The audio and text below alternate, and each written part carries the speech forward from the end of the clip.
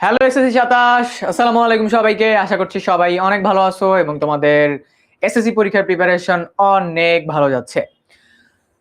So আগামী 10 তারিখে SSC 26 ব্যাচের এসএসসি পরীক্ষার রেজাল্ট দিবে। এই রেজাল্ট থেকে তোমাদের অনেক কিছু লার্নিং আছে। লার্নিং গুলো কি কি এটা তোমাদেরকে এখনই বলে দিচ্ছি। প্রথমত তোমাদের লার্নিংটা হলো এই বছর গ্রেস মার্ক দিছে কিনা, এই বছর পাশের হার কত, এ প্লাসের হার কত, এই সব কিছু তোমাদেরকে একটু ভালোভাবে ঘাটাঘাটি করতে হবে, একটু ভালোভাবে দেখতে হবে। ওকে, সো এই সব কিছু যদি তুমি প্রপারলি ফাইন্ড আউট করতে পারো তাহলে তোমার জন্য এটা একটা ওয়েক আপ কল যে আচ্ছা ফাইন, এসএসসি 26 ব্যাচের এই অবস্থা ছিল, তাহলে এসএসসি 27 ব্যাচের এই অবস্থা হতে পারে। মনে রেখো ডেটটা আগামী 10 তারিখ, মানে সোমবার, if I am not wrong, পরশু দিন এসএসসি 26 ব্যাচের রেজাল্ট দিবে। এই রেজাল্ট থেকে তোমাদের জন্য অনেক কিছু লার্নিং থাকবে, ডেফিনেটলি লার্নিং থাকবে। অ্যান্ড আজকের ক্লাসে আমি তোমাদেরকে আরেকটা অর্থনীতির চ্যাপ্টার একদম এক ক্লাসেই ডান করে দিব। আজকের চ্যাপ্টারটার নাম হলো অর্থনীতির গুরুত্বপূর্ণ ধারাসমূহ। আমি তোমাদেরকে বলি, এই চ্যাপ্টার থেকে তোমরা ওভারঅল এমসিকিউ সিকিউ সহ অ্যারাউন্ড, আমি যদি বলি এমসিকিউ সিকিউ সহ টোটাল 18 থেকে 20 মার্ক মতো কমন পাবা। সিকিউ এমসিকিউ এসকিউ সবকিছু দিয়ে যদি বলি একটা ক্লাস থেকেই তোমরা 18 থেকে 20 মার্ক মতো কমন পাবা। কারণ এই চ্যাপ্টারটা এতটা ইম্পর্টেন্ট, এই চ্যাপ্টার থেকে আজকে আমরা একটা ম্যাথ করাবো, হুবহু ওই ম্যাথ চলে আসবে, একদম হুবহু। ঠিক আছে, সো যারা সালাম দিতে সবাইকে ওয়ালাইকুম আসসালাম। অ্যান্ড আমি তোমাদের কাইফ ভাইয়া। যারা আমার সাথে পরিচিত না, তোমাদের সবার সাথে আমি একটু আগে পরিচিত হয়ে নেই। আমি তোমাদের কাইফ ভাইয়া। আমি বর্তমানে লেখাপড়া করতেছি জগন্নাথ বিশ্ববিদ্যালয়ের ফাইনাল ইয়ারে। আমি আমার এইচএসসি কমপ্লিট করছি নটরডেম কলেজ থেকে। অ্যান্ড আমি গত প্রায় 2.5 বছর ধরে 10 মিনিট স্কুলের প্রায় 5 লক্ষেরও বেশি স্টুডেন্টকে পড়িয়েছি। সো এসএসসি 25 ব্যাচকে পড়াইছি, এসএসসি 26 ব্যাচকে পড়াইছি, অ্যান্ড এখন তোমাদেরকে পড়াচ্ছি। সো গত কয়েক বছরের টিচিং এক্সপেরিয়েন্স থেকে আমি তোমাদেরকে এতটুকু বলতে পারি যে এইটাই তোমার পড়া কমপ্লিট করার বেস্ট টাইম। ঠিক আছে, ওকে। যাদের সাথে আমার ফার্স্ট ক্লাস, নো ইস্যুস, দেখবা ক্লাসটা অনেক মজার হবে। জাস্ট তোমার সামনে বই আর খাতাটা রাখো, দ্যাটস ইট, আর কিচ্ছু লাগবে না তোমার। বই, খাতা আর আমার ক্লাস, এনাফ। আমি এতটুকু বলতেছি, ইকোনমিক্স তুমি ক্লাসে পড়বা, ক্লাসের পর তোমার আর পড়া লাগবে না, জাস্ট বোর্ড প্রশ্ন রিভিশন করবা। তো সবাই যদি ক্লাসটার জন্য রেডি থাকো, আমাকে একটা থামস আপ দেখো, আমি তাহলে ক্লাসটা শুরু করে দিব। আমাকে একটা থামস আপ দেখাইলেই আমি আজকে ক্লাসটা শুরু করে দিব গাইস। ঠিক আছে, একটা থামস আপ দেখাও তাহলেই হবে।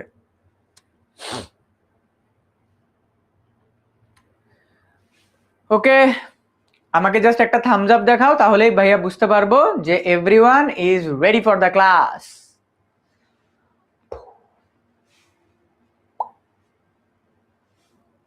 Ready guys, ready? Hello, hi. যারা হ্যালো দিচ্ছে সবাইকে হাই, হ্যালো, হ্যালো গাইস। ভাইয়া ফার্স্ট চ্যাপ্টার একদম ক্লিয়ার, সেকেন্ড চ্যাপ্টারও আজকে ক্লিয়ার হয়ে যাবে। ঠিক আছে, ওকে। সো সবাই থামস আপ দিয়ে দিছে, আমরা তাহলে শুরু করে দিই আজকে ক্লাসটা। আমরা আজকে পড়বো অর্থনীতির, গত ক্লাসে আমরা পড়ছি অর্থনীতি কি, অর্থনীতির জন্য কি কি জিনিস কাজ করে। আজকে ক্লাসে আমরা পড়বো অর্থনীতির গুরুত্বপূর্ণ ধারণা সমূহ। তার মানে এই অর্থনীতিটার ভেতরে কি কি জিনিস আছে, কোন কোন জিনিসগুলো থেকে আমরা অর্থনীতির বিভিন্ন বিষয় বের করতে পারি। ঠিক আছে, ওই জিনিসগুলো আমরা আজকে ক্লাসে কমপ্লিট করবো। যাদের পৌরনীতি আছে তারা পৌরনীতি ক্লাস করবা। পৌরনীতি ক্লাস এখনো শুরু হয়নি, পৌরনীতি ক্লাস শুরু হবে। যেদিন শুরু হবে পেইড গ্রুপে দেখে নিবা, আমার ক্লাসে এসে বললো না ভাই আমি পরিণতি নিয়েছি। আচ্ছা, প্রথমত আমাদেরকে জানতে হবে অর্থনৈতিক সম্পদ কি। মনে রাখবা পরীক্ষায় তোমাদের প্রশ্ন আসবে সম্পদ কি বা অর্থনৈতিক সম্পদ কি। আমি বলে দিচ্ছি এখান থেকে, এটা থেকে তোমাদের ক এবং খ নাম্বার, ইভেন্চুয়াল ইন সাম কেসেস গ ঘ নাম্বারও প্রশ্ন আসবে। আমরা যদি একটু দেখি, অর্থনৈতিক সম্পদ এমন একটা উপকরণ যা দেশের উৎপাদন, বন্টন এবং উপভোগ প্রক্রিয়ায় ব্যবহৃত হয়। তার মানে এই সম্পদটা হলো এমন একটা সম্পদ যা আমাদের দেশের বা প্রতিটা মানুষের, একটা দেশের উৎপাদন, বন্টন, বন্টন মানে কি ভাগ করে দেওয়া, উপভোগ মানে আমরা একটা প্রোডাক্টকে ভোগ করতেছি, এই সবকিছুর প্রক্রিয়াকে বোঝায়। সবসময় মনে রাখবা, সম্পদ হতে হলে তোমার আশেপাশে যে কোনো কিছুকে যদি তুমি অর্থনৈতিক দিক দিয়ে একটা সম্পদ বলতে চাও, তার 4টা বৈশিষ্ট্য থাকতে হবে। সবাই আমার সাথে সাথে বলো, যে কোনো কিছুকে যদি সম্পদ হতে হয় তাহলে তার কয়টা বৈশিষ্ট্য থাকতে হবে? 4টা বৈশিষ্ট্য। কয়টা গাইজ? 4টা বৈশিষ্ট্য থাকতে হবে। অলওয়েজ মাথায় রাখবে এটা। প্রথমত, সেই প্রোডাক্টটার বা সেই বস্তুটার একটা উপযোগ থাকতে হবে। অলওয়েজ মনে রাখবা, উপযোগ মানে হলো এমন একটা ক্ষমতা যা কোনো সামগ্রী বা সেবার মাধ্যমে পূরণ হয়, বা উপযোগ বলতে আমরা যদি সহজ কথায় বুঝি, অভাব পূরণ করার ক্ষমতা, অভাব পূরণের ক্ষমতা, অভাব পূরণের ক্ষমতা। উপযোগ মানে আমরা বুঝতেছি অভাব পূরণ করার ক্ষমতা। এক্সাম্পল যদি আমি তোমাদেরকে দেই, দেখি এক্সাম্পল দেওয়ার জন্য কি আছে এখানে তোমাদেরকে। এক্সাম্পল দেওয়ার জন্য মনে করো, আচ্ছা ফাইন, এখানে আমার কিবোর্ড আছে একটা। আচ্ছা, উপযোগ আসলে কি? ঠিক আছে, উপযোগ আসলে কি? আমি বারবার বলতেছি, যার অর্থনীতি নাই সে পেইড গ্রুপে যায় দেখো পরিণীতি ক্লাস কবে। আমি বারবার প্রতিটা ক্লাসে তোমাদেরকে এটাই বলি, যার অর্থনীতি নাই, যার হিস্ট্রি আছে, যার পরিণীতি আছে, সে পরিণীতির দিন ক্লাস করবে, আজকের ক্লাস করা লাগবে না। সহজ কথা ভাইয়া, প্রতিদিন এক কথা বলতে ভাল লাগে না। ওকে, উপযোগ কি? উপযোগ মানে হলো অভাব পূরণ করার ক্ষমতা। আমার হাতে একটা কিবোর্ড, এই কিবোর্ডটা যখন আমরা কিনতে যাই দোকানে, তখন আমাদের প্রথম চিন্তা কি থাকে? এটার মাধ্যমে আমরা টাইপ করব, আমাদের কম্পিউটার, ল্যাপটপ, এটা আমাদের ইউজ করা ইজিয়ার হবে থ্রু দিস কিবোর্ড। এখন কথা হলো, তাহলে এই কিবোর্ডটার আমরা যদি উপযোগ বলি, এটার মাধ্যমে আমাদের কোনো না কোনো একটা অভাব পূরণ হচ্ছে। সিমিলারলি আমি যদি বলি, আমি যে ঘড়িটা পরে আছি, এই ঘড়িটার মাধ্যমে আমার সময় দেখার অভাব পূরণ হচ্ছে। এই চশমাটার মাধ্যমে আমি ক্লিয়ারলি দেখার অভাব পূরণ হচ্ছে। এই টি শার্টটা পরে থাকার মাধ্যমে আমার তোমার কি বলা যায়, মানে পোশাকের অভাবটা পূরণ হচ্ছে। ঠিক একইভাবে তোমার আশেপাশে যা কিছুই আছে না কেন, তোমার বই, এটার মাধ্যমে তোমার জ্ঞান অর্জন করার অভাব পূরণ হচ্ছে। তোমার কলম, এটার মাধ্যমে তোমার লেখার অভাব পূরণ হচ্ছে। whatever you can see you can have in this world, ওইটার মাধ্যমে তোমার কোনো না কোনো একটা অভাব পূরণ হচ্ছে। কারণ আমরা তখনই কোনো একটা প্রোডাক্ট কিনি যেটার মাধ্যমে আমাদের কোনো একটা অভাব পূরণ হয়। এই যে অভাব পূরণ হওয়া, এটাকেই আমরা বলবো উপযোগ। তার মানে সহজভাবে বলতে গেলে, আমি যা কিনি বা কোনো কিছুর মাধ্যমে যদি আমার অভাব পূরণ হয়, সেটাকে আমরা বলবো উপযোগ। ঠিক আছে, সহজভাবে বলে দিছি। পরীক্ষা যদি প্রশ্ন আসে উপযোগ কি, অভাব পূরণ করার ক্ষমতাকে আমরা বলবো উপযোগ। এক্সাম্পলও দেয়া আছে এখানে, খাদ্য বা পোশাক মানুষের জীবন ধারণের জন্য গুরুত্বপূর্ণ, তাই এগুলোর উপযোগ রয়েছে। আই গেস উপযোগ কি বুঝতেছো। আমি আবারও তোমাদেরকে বলি, যে কোনো কিছুকে সম্পদ বলতে গেলে তার 4টা জিনিস থাকতে হবে। প্রথমটা উপযোগ, সেকেন্ডটা কি চলো আমরা একটু দেখে নিই। সেকেন্ডটা হলো অপ্রাচুর্যতা। গাইস সবাই ফোকাস করো, কমেন্টে বাদ দাও, হ্যাঁ কমেন্ট বাদ দাও, সবাই ফোকাস করো। অপ্রাচুর্যতা, যেটাকে আমরা বলি স্ক্যারসিটি। এখন অপ্রাচুর্যতা কি ভাইয়া? অর্থনৈতিক সম্পদ সাধারণত সীমিত বা অপ্রাচুর, যেমন তেল, পানি ইত্যাদি প্রাকৃতিক সম্পদ সীমিত পরিমাণে পাওয়া যায়। অপ্রাচুর্য মানে হলো অপর্যাপ্ত, অপর্যাপ্ত। মনে রাখবা, সৃষ্টিকর্তা আমাদেরকে এই পৃথিবীতে কোনো কিছু এনাফ মানে অফুরন্ত দিয়ে পাঠায় নাই। সৃষ্টিকর্তা এই পৃথিবীতে যা যা কিছুই বানাইছে সবকিছুই লিমিটেড করে পাঠাইছে। যদি পৃথিবীতে সবকিছু অফুরন্ত দিত, এই পৃথিবীটা বেহেশত হয়ে যেত। এজন্য সৃষ্টিকর্তা আমাদের সবকিছুকে, চিন্তা করো, তোমার টাকা পয়সা অপর্যাপ্ত, তোমার জ্ঞান অপর্যাপ্ত, তোমার হাইট অপর্যাপ্ত। তার মানে এই পৃথিবীতে তুমি যাই দেখবে না কেন সবকিছু লিমিটেড। তুমি চাইলেই অঢেল পরিমাণ বাড়াইতে পারবা না। তুমি যেহেতু চাইলেই অঢেল পরিমাণ বাড়াইতে পারবা না, এই পৃথিবীতে যেহেতু সবকিছু সীমিত, তাই যে কোনো সম্পদ যেটা সবচেয়ে বেশি ভ্যালুয়েবল ইন দিস ওয়ার্ল্ড, সেটা হয় লিমিটেড। যেমন কি, আমি যদি উদাহরণস্বরূপ তোমাদেরকে বলি, গোল্ড। এই পৃথিবীতে গোল্ড সীমিত, ওয়াটার, এই পৃথিবীতে বিশুদ্ধ পানি সীমিত। তারপর যদি আমি তোমাদেরকে বলি ল্যান্ড মানে জমি, এই পৃথিবীতে জায়গাও সীমিত। তার মানে দেখো গোল্ড, ওয়াটার, ল্যান্ড এছাড়া তুমি যা কিছুই দেখো না কেন, এই পৃথিবীতে যে কোনো ভ্যালুয়েবল প্রোডাক্ট, যেটাকে আমরা অ্যাসেট বা সম্পদ হিসেবে চিন্তা করি, আমাদের পৃথিবীতে সেটা কম। যেমন তোমরা যারা রোলেক্স ব্র্যান্ডটাকে চিনো, ব্র্যান্ডের নাম কি? রোলেক্স। এইটা এই পৃথিবীর সবচেয়ে এক্সক্লুসিভ, সবচেয়ে দামি ঘড়ির ব্র্যান্ডের মধ্যে একটা। রোলেক্স কোম্পানি লিমিটেড কিছু ঘড়ি বেড়ে, 10 পিস, 20 পিস, 15 পিস।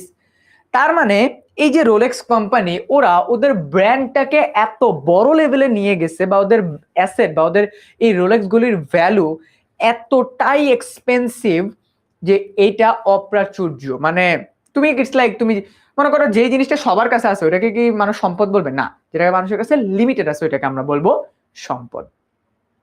ওকে, ঠিক আছে। সো আমরা প্রথমটা বুঝলাম আমাদের উপযোগ কি, এরপর আমরা বলছিলাম অপ্রাচুর্যতা কি। অপ্রাচুর্যতার সহজ কথা হলো অপর্যাপ্ত। তোমার টাকা অপর্যাপ্ত, দ্যাটস ওয়াই তোমার টাকা তোমার কাছে একটা সম্পদ। ফাইন। থার্ড, হস্তান্তর যোগ্যতা। সবাই মনে রাখো, হস্তান্তর যোগ্যতা। যখনই কোনো একটা কিছুকে আমরা সম্পদ বলবো, ওইটার হস্তান্তর যোগ্যতা থাকতে হবে। হস্তান্তর যোগ্যতা বলতে কি বোঝায়? হস্তান্তর যোগ্যতা বলতে কি বোঝায়? ট্রান্সফারেবিলিটি, সম্পদ বা দ্রব্যের মালিকানা এক ব্যক্তি থেকে আরেক ব্যক্তির কাছে হস্তান্তর করা যায়, এতটুকু বুঝো। মালিকানা এক ব্যক্তি থেকে আরেক ব্যক্তির কাছে হস্তান্তর করা যায়, যেমন বাড়ি, জমি, গাড়ি ইত্যাদি। যেমন আমি যদি তোমাদেরকে আরো একটা উদাহরণ দেই, জাস্ট থিঙ্ক অ্যাবাউট ইট। এইটা আমার ব্যাগ, এই ব্যাগটা কি আমি বানাইছি? আমি বানাই নাই। এই ব্যাগটা আমাকে কোনো একটা দোকান থেকে কিনতে হইছে। যখনই আমি এই ব্যাগটা দোকান থেকে কিনতে গেছি, এই ব্যাগের মালিক কি আমি ছিলাম? ডেফিনেটলি না, এই ব্যাগের মালিক ছিল দোকানদার। কিন্তু দোকানদারকে যখন আমি 1500 টাকা দিছি, দোকানদার তখন আমাকে এই ব্যাগটা দিছে। তার মানে এই যে ব্যাগটার মালিক তখন 1500 টাকার বিনিময়ে কে হয়ে গেছে? আমি হয়ে গেছি। ঠিক একইভাবে ব্যাগ, চশমা, ঘড়ি, গেঞ্জি, আমার সামনের ক্যামেরা, টিভি, এই রুম, এই সব কিছু আমরা নিজে নিজে বানাই নি, আমাদের কারো না কারো কাছ থেকে কিনতে হইছে। আমাদের কারো না কারো কাছ থেকে কিনতে হইছে। এই যে যখনই একটা প্রোডাক্ট কেনার আগে ওই প্রোডাক্টটার মালিক থাকে আরেকজন ব্যক্তি, যখনই আমরা কোনো একটা প্রোডাক্ট কিনি ওই প্রোডাক্টের মালিক থাকে আরেকজন ব্যক্তি, তাকে টাকা দেওয়ার পরে ওই প্রোডাক্টটা আমাদের হয়ে যায়। তার মানে অর্থনীতিতে আমরা সেই সকল জিনিসকেই সম্পদ বলতে পারবো যেগুলো আমাদের কাছে আসে আরেকজনের মাধ্যমে। তুমি দেখো তোমার আশেপাশে যতগুলা প্রোডাক্ট আছে, এগুলা মালিক আগে আরেকজন ছিল, দেন এটার মালিক তুমি হইছো। সো যেটাকে আমরা সম্পদ বলবো, যেমন আমার জন্য আমার ঘড়ি একটা সম্পদ, বাট এটার আগের মালিক আমি না, এটার আগের মালিক ছিল ব্র্যান্ড। যে ব্র্যান্ড থেকে আমি কিনছি তাদেরকে টাকা দেওয়ার পর কারণে এই মালিকানাটা পরিবর্তন হয়ে ঘড়ির মালিক এখন আমি। তার মানে যে কোনো কিছুকে আমরা সম্পদ বলতে গেলে মালিকানা হস্তান্তর হইতে হবে, একজনের কাছ থেকে আরেকজনের কাছে আসতে হবে। আই গেস এবার তোমরা ক্লিয়ার। উপযোগ ক্লিয়ার হইছো, অপ্রাচুর্যতা ক্লিয়ার হইছো, হস্তান্তর যোগ্যতা ক্লিয়ার হইছো। লাস্টলি উই হ্যাভ বাহ্যিকতা। বাহ্যিকতা মানে কি? বাহ্যিকতা মানে হলো এটা আমরা দেখতে পারতে হবে, মানে এটা এমন কিছু হইতে হবে যেটাকে আমি দেখতে পাই, ধরতে পারি। এটি এমন প্রভাব যা কোনো ব্যক্তির বা সংস্থার কর্মকাণ্ডের কারণে তৃতীয় পক্ষের উপর পড়ে, যেমন একটি কারখানার দূষণ পরিবেশে প্রভাব ফেলে বা এলাকাবাসীর জন্য ক্ষতিকর। তার মানে এটার একটা ইম্প্যাক্ট থাকতে হবে, অথবা বলতে বাহ্যিকতা মানে হলো এটাকে আমি দেখতেছি, কিছু একটা জিনিস হইছে। মনে করো এই টি শার্টটা কেনার কারণে এটা আমি দেখতে পারতেছি যে হ্যাঁ আমার কোনো একটা মানে চাহিদা পূরণ হয়েছে। বা মনে করো এই যে এখানে যেমন উদাহরণ দিছে, একটা কারখানায় দূষণ পরিবেশের উপর প্রভাব ফেলে। মনে করো একটা কারখানার কারণে পরিবেশ দূষণ হচ্ছে, এটা দেখা যাচ্ছে যে হ্যাঁ এই পরিবেশটা দূষিত হয়েছে, ঠিক আছে, এই পরিবেশটা দূষিত হয়েছে। ওকে, তার মানে আমরা ওভারঅল বুঝতেছি যে যে কোনো প্রোডাক্ট আমাদের যদি সেটাকে আমরা যদি সম্পদ বলতে চাই, আমাদের উপযোগ থাকতে হবে, আমাদের অপ্রাচুর্যতা থাকতে হবে, হস্তান্তর যোগ্যতা থাকতে হবে, বাহ্যিকতা থাকতে হবে। সবাইকে এই চারটা বুঝতে পারছো? আমার নাম কাইফ, আমি তোমাদের কাইফ ভাইয়া, আমি তোমাদের কাইফ ভাইয়া। ওকে, ঠিক আছে, আমি তোমাদের কাইফ ভাইয়া। আফনান, আহনাফ, আহনাফ ইসলাম। এই চারটা বুঝতে পারছো নাকি আমাকে বলো। আমি তোমাদেরকে যে কোনো কিছুকে যদি অর্থনৈতিক সম্পদ হতে হয় কোন চারটা জিনিস দরকার বা কোন চারটা বৈশিষ্ট্য থাকতে হবে এটা তোমাদেরকে বুঝাইছি। এখন আমাকে বলো প্রপারলি তোমরা বুঝতে পারছো কিনা, বলো। ক্লিয়ার তোমাদের কাছে?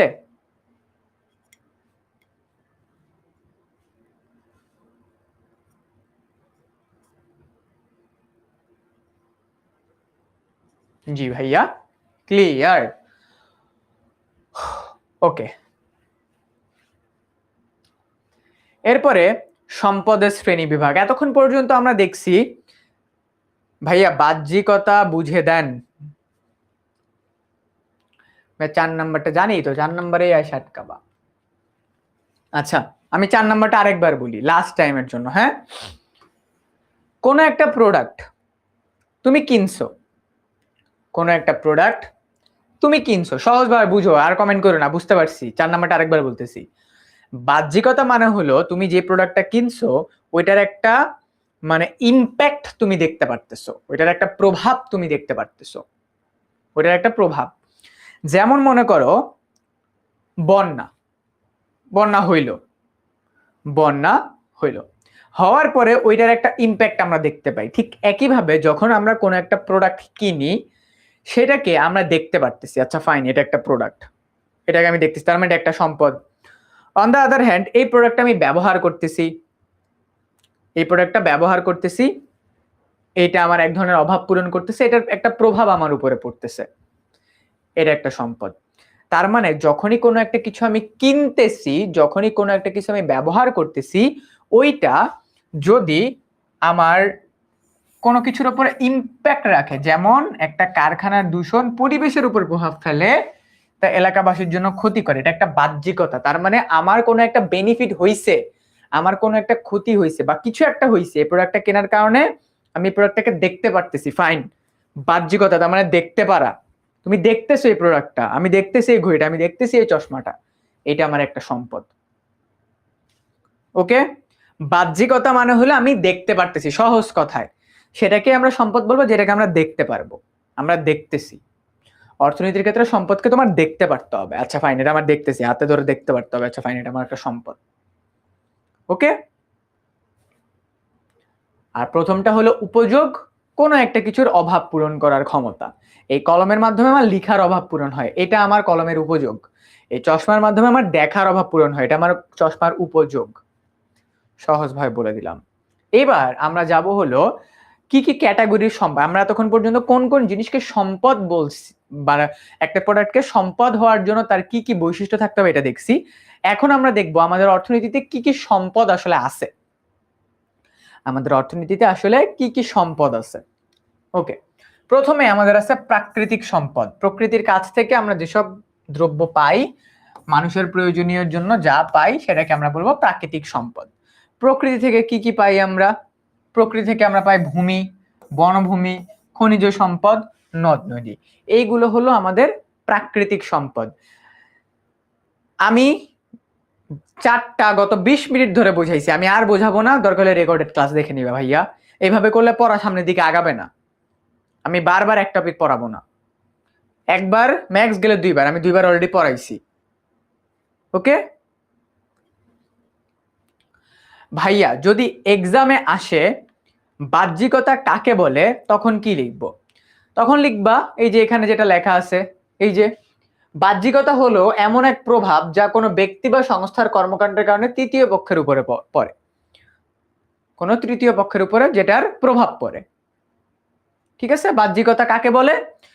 কোন দ্রব্য বা সম্পদ, কোন দ্রব্য বা প্রোডাক্ট ব্যবহার করার কারণে তার প্রভাব যখন অন্য কারো উপরে পড়ে সেটাকে আমরা বলবো বাহ্যিকতা। ঠিক আছে ইরফা, আই গেস বুঝতে পারছো। প্রাকৃতিক সম্পদ গেল, এরপর আছে আমাদের মানবিক সম্পদ। এটা অনেক ইম্পর্টেন্ট, পরীক্ষায় প্রশ্ন আসতে পারে। আমাদের মানবিক সম্পদগুলো কি কি? মানুষের বিভিন্ন প্রকার যোগ্যতা এবং দক্ষতাকে মানবিক সম্পদ বলা হয়। মানুষের বিভিন্ন প্রকার দক্ষতা এবং যোগ্যতাকে আমরা মানবিক সম্পদ বলবি। যেমন শারীরিক যোগ্যতা, প্রতিভা, উদ্যোগ, দক্ষতা, সাংগঠনিক ক্ষমতা। মনে করো তোমার একটা ফ্রেন্ড যে 6 ফুট, এটা তার শারীরিক সক্ষমতা। তোমার একটা ফ্রেন্ড যে অনেক ভালো আর্ট করতে পারে, ঠিক আছে?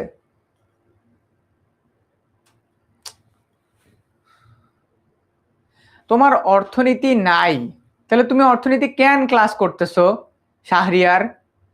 তোমার অর্থনীতি নাই বাবা, তুমি কেন অর্থনীতি ক্লাস করতেছো?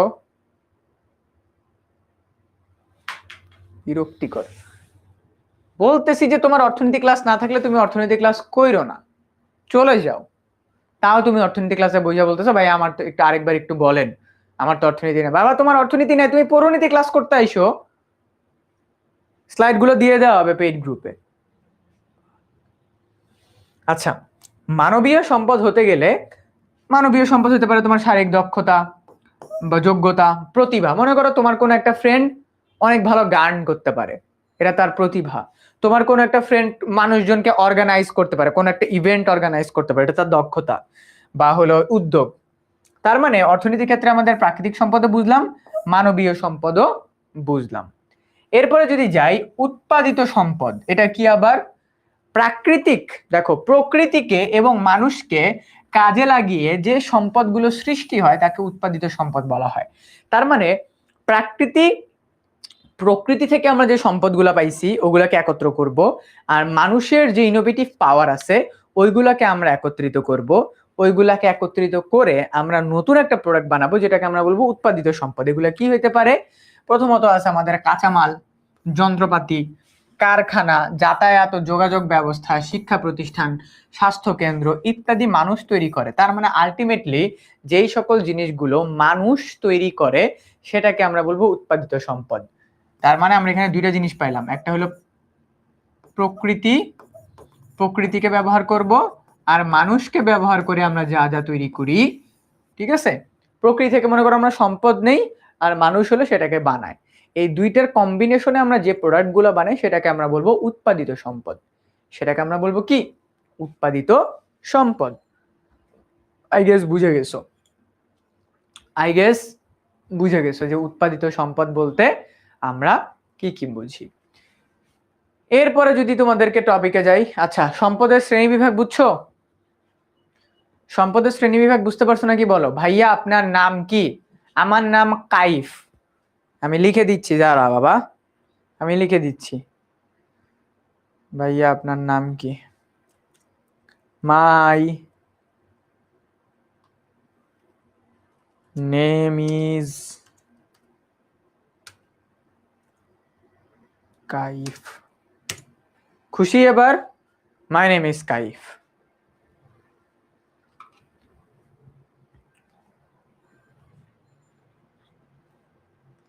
এরপরে চলে যাচ্ছি বাংলাদেশের অর্থনৈতিক সম্পদের বিবরণ। আমাদের দেশে কি কি ধরনের অর্থনৈতিক সম্পদ আছে? আমাদের দেশে কি কি ধরনের অর্থনৈতিক সম্পদ আছে এবার আমরা এটা জানবো। প্রথমত আমাদের আছে কৃষি সম্পদ। কৃষি সম্পদ বলতে কি কি আমরা সবাই জানি, খাদ্য এবং কাঁচামাল ব্যবহার করে অর্থনীতিতে গুরুত্বপূর্ণ অবদান রাখে। খাদ্য কাঁচামাল সরবরাহ করে অর্থনীতিতে গুরুত্বপূর্ণ ফসল উৎপাদন, কৃষিজ সামগ্রী এবং রপ্তানির মাধ্যমে তোমার কি পায়? রাজস্ব বৃদ্ধি পায়। এখন রাজস্ব কি এটা তোমরা ইন ফিউচারে বড় হলে তারপর আবার জানবা।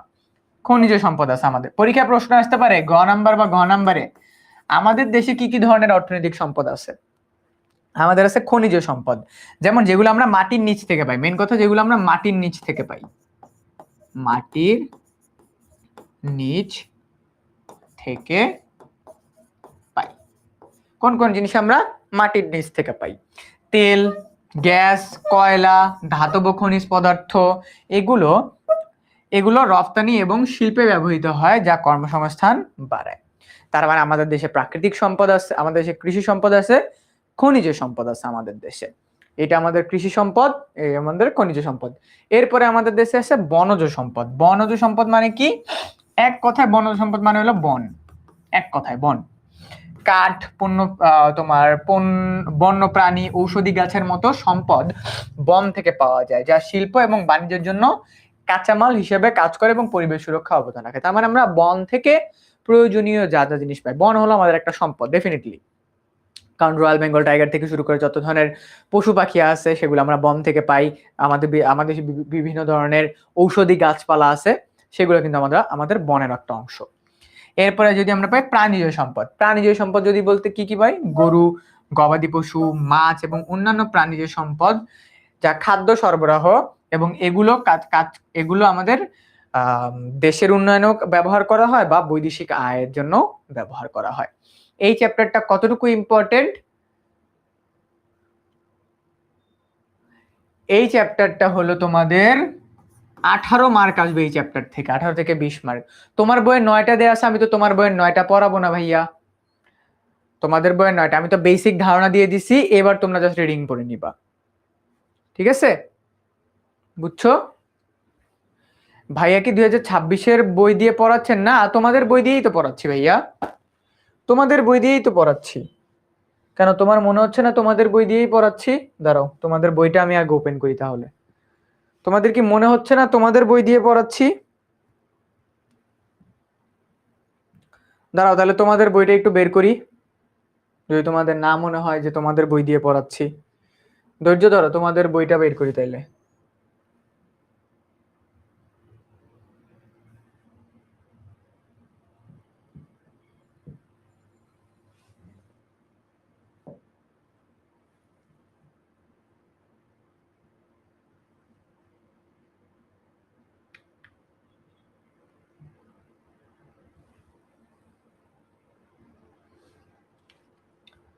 বই ওপেন হয় না কেন?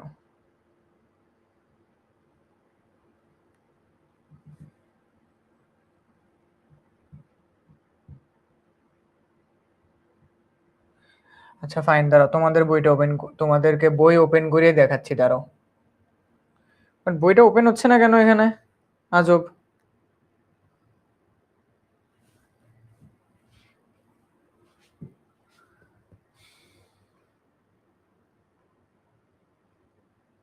হ্যাঁ, এই চ্যাপ্টার থেকে তোমরা 18 থেকে 20 মার্ক মতো কমন পাবা।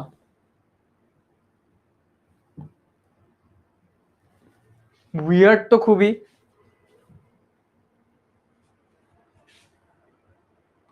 পাঠ্যপুস্তকে ক্লিক করলাম,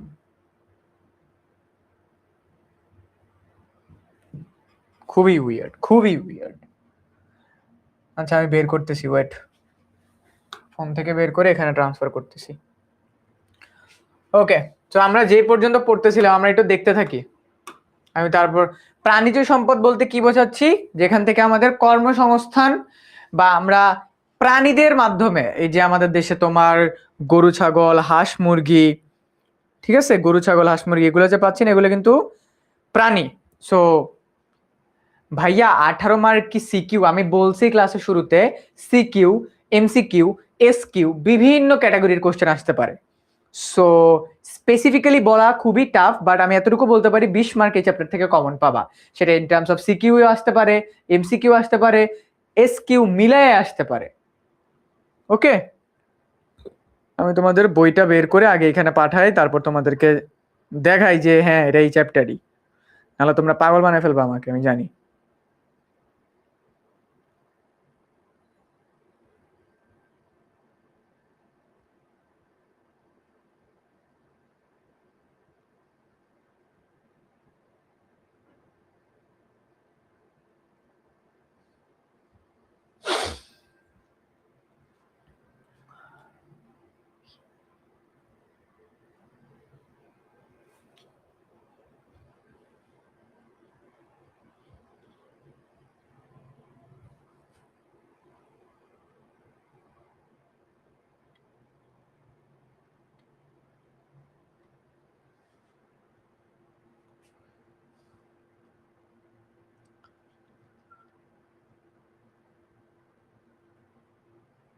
একটু ওয়েট করো গাইজ, আমি বইটা ওপেন করি, দাঁড়াও।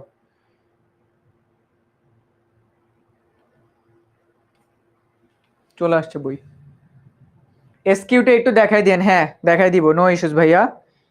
এসকিউ দেখাই দিব, বলে দিব যে কি কি আছে। আচ্ছা আমরা এই টপিকটা পড়ি, পড়তে পড়তে আচ্ছা বই চলে আসছে, বই চলে আসছে আমাদের।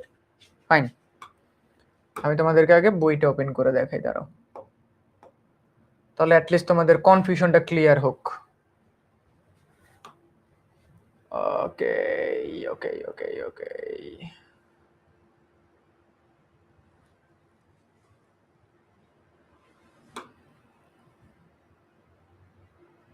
কই গেল?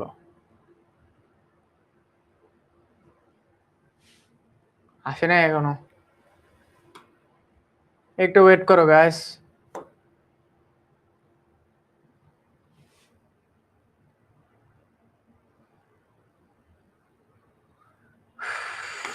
এখনো আসে নাই।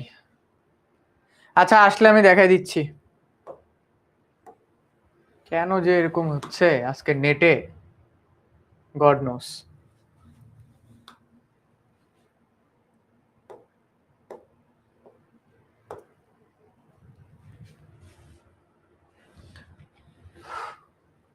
ওকে, সো এরপর আমরা পড়তেছি শক্তি সম্পদ। শক্তি সম্পদ কি ভাইয়া? এই যে আমাদের দেশে যত ধরনের শক্তি আছে, হ্যাঁ, শক্তি বলতে আমরা কি বলতে, যেমন বিদ্যুৎ, গ্যাস এবং অন্যান্য শক্তি। যেমন মনে করো তোমরা টারবাইন দেখছো না অনেকে, তোমরা অনেকে টারবাইন দেখছো না? এই যে এরকম তোমার টারবাইন, টারবাইন ঘুরে ঘুরে যে শক্তি উৎপাদন করে। এই যে টারবাইন গুলো আমাদের যে শক্তি উৎপাদনের উৎস, এগুলোর মাধ্যমে আমরা কিন্তু মানে উৎপাদনশীল কাজকর্ম করতে পারি। তোমরা অনেকে জানো যে আগেরকার টাইমে কিন্তু আমাদের দেশে, আমাদের দেশে যে গ্রাম অঞ্চলে দেখবা তোমার গ্যাস উৎপাদন করা হইতো। ওই যে দেখবে একটা কি বলা যায়, একটা ড্রামের ভেতরে বিভিন্ন ধরনের ঘাস পাতা এগুলাকে একত্র করে এরকম এরকম করে দেখবা আমাদের আগেকার টাইমে দাদা দাদি নানা নানিরা গ্যাস উৎপাদন করতে, এবং ওই গ্যাস দিয়ে কিন্তু পরবর্তীতে বিভিন্ন ধরনের কাজকর্ম করা হইতো। ঠিক আছে, বুঝছো? ওকে, সো শক্তি সম্পদ হলো আমাদের দেশের একটা সম্পদ। এরপরে যদি যাই, পানি সম্পদ, ডেফিনেটলি পানিও আমাদের দেশের একটা সম্পদ। ওকে, পানি আমাদের দেশের একটা সম্পদ। কৃষি, বিদ্যুৎ উৎপাদন এবং জীবনযাপনের জন্য বিভিন্ন জায়গাতে আমরা পানি ব্যবহার করে থাকি। এরপরে আচ্ছা, সো আমাদের যে সম্পদ, পরীক্ষায় প্রশ্ন আসবে বাংলাদেশে কি কি ধরনের অর্থনৈতিক সম্পদ আছে, এটা তোমরা ক্লিয়ার হইছো? বাংলাদেশে আমরা প্রথমে কি পড়ছি? আমরা প্রথমে পড়ছি সম্পদ কি, প্রথমে আমরা পড়ছি অর্থনৈতিক সম্পদ কি, অর্থনৈতিক সম্পদের চারটা বই, চারটা কি কি প্রয়োজন। এরপরে বাংলাদেশের সম্পদের শ্রেণী বিভাগ পড়ছি, আমাদের দেশে কি কি ধরনের সম্পদ আছে এগুলা পড়ছি। সো এই আমাদের দেশে কি কি ধরনের সম্পদ আছে এটা বুঝতে পারছো নাকি বলো?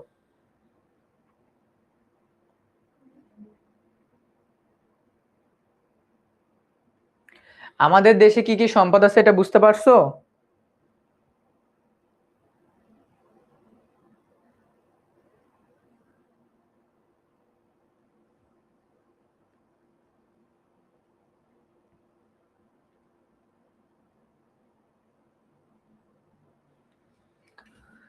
জি ভাইয়া, ক্লিয়ার। ওকে, তোমাদের বইয়ে শক্তি সম্পদের কয়েকটা দেখবা স্থানের নাম দেওয়া আছে, হ্যাঁ, ওইগুলো একটু দেখে নিও। ঠিক আছে, স্থানের নাম দেওয়া আছে, এগুলো একটু দেখে নিবা। এছাড়া তোমাদের বইয়ের ভিতরে দেখবা খনিজ, তোমার খনিজ সম্পদের আরো 9টা দেওয়া আছে, পয়েন্ট দেওয়া আছে, এগুলো একটু দেখে নিলেই হয়ে যাবে। এবার আমরা পড়বো হলো দ্রব্য। এবার আমরা কি পড়বো ভাইয়া? এবার আমরা পড়বো দ্রব্য। সো দ্রব্য কি? দ্রব্য বলতে আমরা ডিরেক্ট বুঝি প্রোডাক্ট। দ্রব্য বলতে আমরা সাধারণত বস্তুগত সম্পদকে বুঝি যা মানুষের অভাব পূরণ করে। সো দ্রব্য কি? দ্রব্য হলো আমাদের বস্তুগত, বস্তুগত সম্পদ যা আমাদের অভাব পূরণ করে, যা আমাদের অভাব পূরণ করে। ঠিক আছে, প্রথমত হলো আমাদের অবাধ লভ্য দ্রব্য। পরীক্ষায় প্রশ্ন আসবে কিন্তু এখান থেকে সবচেয়ে বেশি এমসিকিউ আসে দ্রব্য থেকে আমাদের সবচেয়ে বেশি এমসিকিউ আসে, সো আমাদের এই টপিকটা একটু ভালোভাবে বুঝতে হবে। হ্যাঁ, দ্রব্য, এই টপিকের প্রথমেই আমাদের কি আছে ভাইয়া? অবাধলভ্য দ্রব্য, সহজলভ্য এবং বিনামূল্যে পাওয়া যায় এমন দ্রব্য, মানে যে প্রোডাক্টগুলো আমরা বিনামূল্যে পাই। বিনামূল্যে আমরা কি কি পাই? বিনামূল্যে আমরা পাই পানি, বাতাস, সূর্যের আলো, এগুলো। তার মানে যেগুলো অবাধলভ্য দ্রব্য, ঠিক আছে ভাইয়া? দ্রব্য থেকে তো কোনো কোশ্চেন আসে না, আমি তো বললাম দ্রব্য থেকে এমসিকিউ আসবে, তোমাদেরকে বলবে সূর্যের আলো কোন ধরনের দ্রব্য, এমসিকিউতে বলবে এটা হলো অবাধলভ্য দ্রব্য, ঠিক আছে? অবাধলভ্য দ্রব্য। এরপরে আমাদের আছে কি? অর্থনৈতিক দ্রব্য। এই দ্রব্যগুলো একটু ভালোভাবে বুঝো। সীমিত পরিমাণে পাওয়া যায় এবং চাহিদা বেশি, যার জন্য মূল্য পরিশোধ করতে হয়। তার মানে অর্থনৈতিক দ্রব্য হলো এমন জিনিস যার জন্য আমাদের টাকা দিতে হয়, যার জন্য কি করতে হয়? আমাদের টাকা দিতে হয়। যেমন চাল, গম, চিনি, তেল, যেগুলোর জন্য মেইন কথা হইলো যার জন্য আমাদের মনে রাখবা অর্থনৈতিক দ্রব্য হলো সকল দ্রব্য যেগুলোর জন্য আমাদের টাকা দিতে হয়। এখানে কয়েকটা উদাহরণ দিছি, বাট আলটিমেটলি সকল ধরনের প্রোডাক্টের জন্য তো আমাদের টাকা দিতে হয়। তার মানে সকল প্রোডাক্টই আমাদের অর্থনৈতিক দ্রব্য। সকল প্রোডাক্টই কি দ্রব্য? অর্থনৈতিক দ্রব্য, যার জন্য আমাদের টাকা দিতে হয়। এরপরে আছে আমাদের হলো ভোগ্য দ্রব্য, দৈনন্দিন জীবনে ব্যবহারের জন্য পণ্যগুলো। যেমন দৈনন্দিন জীবনে আমরা কি ব্যবহার করি? চাল, আলু, ডিটারজেন্ট, সাবান, দৈনন্দিন জীবন। তারপর এখানে আছে আবার লবণ, বুঝছো? লবণ, এগুলো কিন্তু আমরা দৈনন্দিন জীবনে ব্যবহার করি, সেগুলো হলো আমাদের ভোগ্য পণ্য। কি পণ্য? ভোগ্য পণ্য বা ভোগ্য দ্রব্য। পার্থক্যগুলো বুঝো কিন্তু ভাইয়া। হ্যাঁ, পার্থক্যগুলো বুঝো। প্রথমে আমরা পড়লাম কি দ্রব্য? হ্যাঁ, কনঙেও আসে। ভোগ্য দ্রব্য বুঝলাম, এরপরে আমরা বুঝলাম অর্থনৈতিক দ্রব্য, অবাধলভ্য দ্রব্য। এরপরে কি আছে আমাদের? স্থায়ী ভোগ্য দ্রব্য, দীর্ঘ সময় ধরে ব্যবহার করা হয় এমন দ্রব্য যা দ্রুত, মনে রাখবা, যা দ্রুত খরচ হয় না। দ্রুত খরচ হয় না কি? গাড়ি, motorcycle, television, camera, mobile phone, ঠিক আছে? যেগুলো একটু বড় অ্যামাউন্টের টাকা। আমি স্থায়ী ভোগ্য দ্রব্য বলে দিচ্ছি, লম্বা সময় ধরে ব্যবহার করি, যেগুলো আমরা লম্বা সময় ধরে যেগুলোকে আমরা ব্যবহার করি, যেসব জিনিসকে আমরা লম্বা সময় ধরে ব্যবহার করি সেগুলোকে আমরা বলবো স্থায়ী ভোগ্য দ্রব্য। কি বলবো ভাইয়া? স্থায়ী ভোগ্য দ্রব্য। পার্থক্যগুলো বুঝো। হ্যাঁ, এরপরে আমাদের আছে অস্থায়ী ভোগ্য দ্রব্য, এমন পণ্য যা একবার ব্যবহারের পরই শেষ হয়ে যায়, একবার ব্যবহার করলেই শেষ। যেমন কি?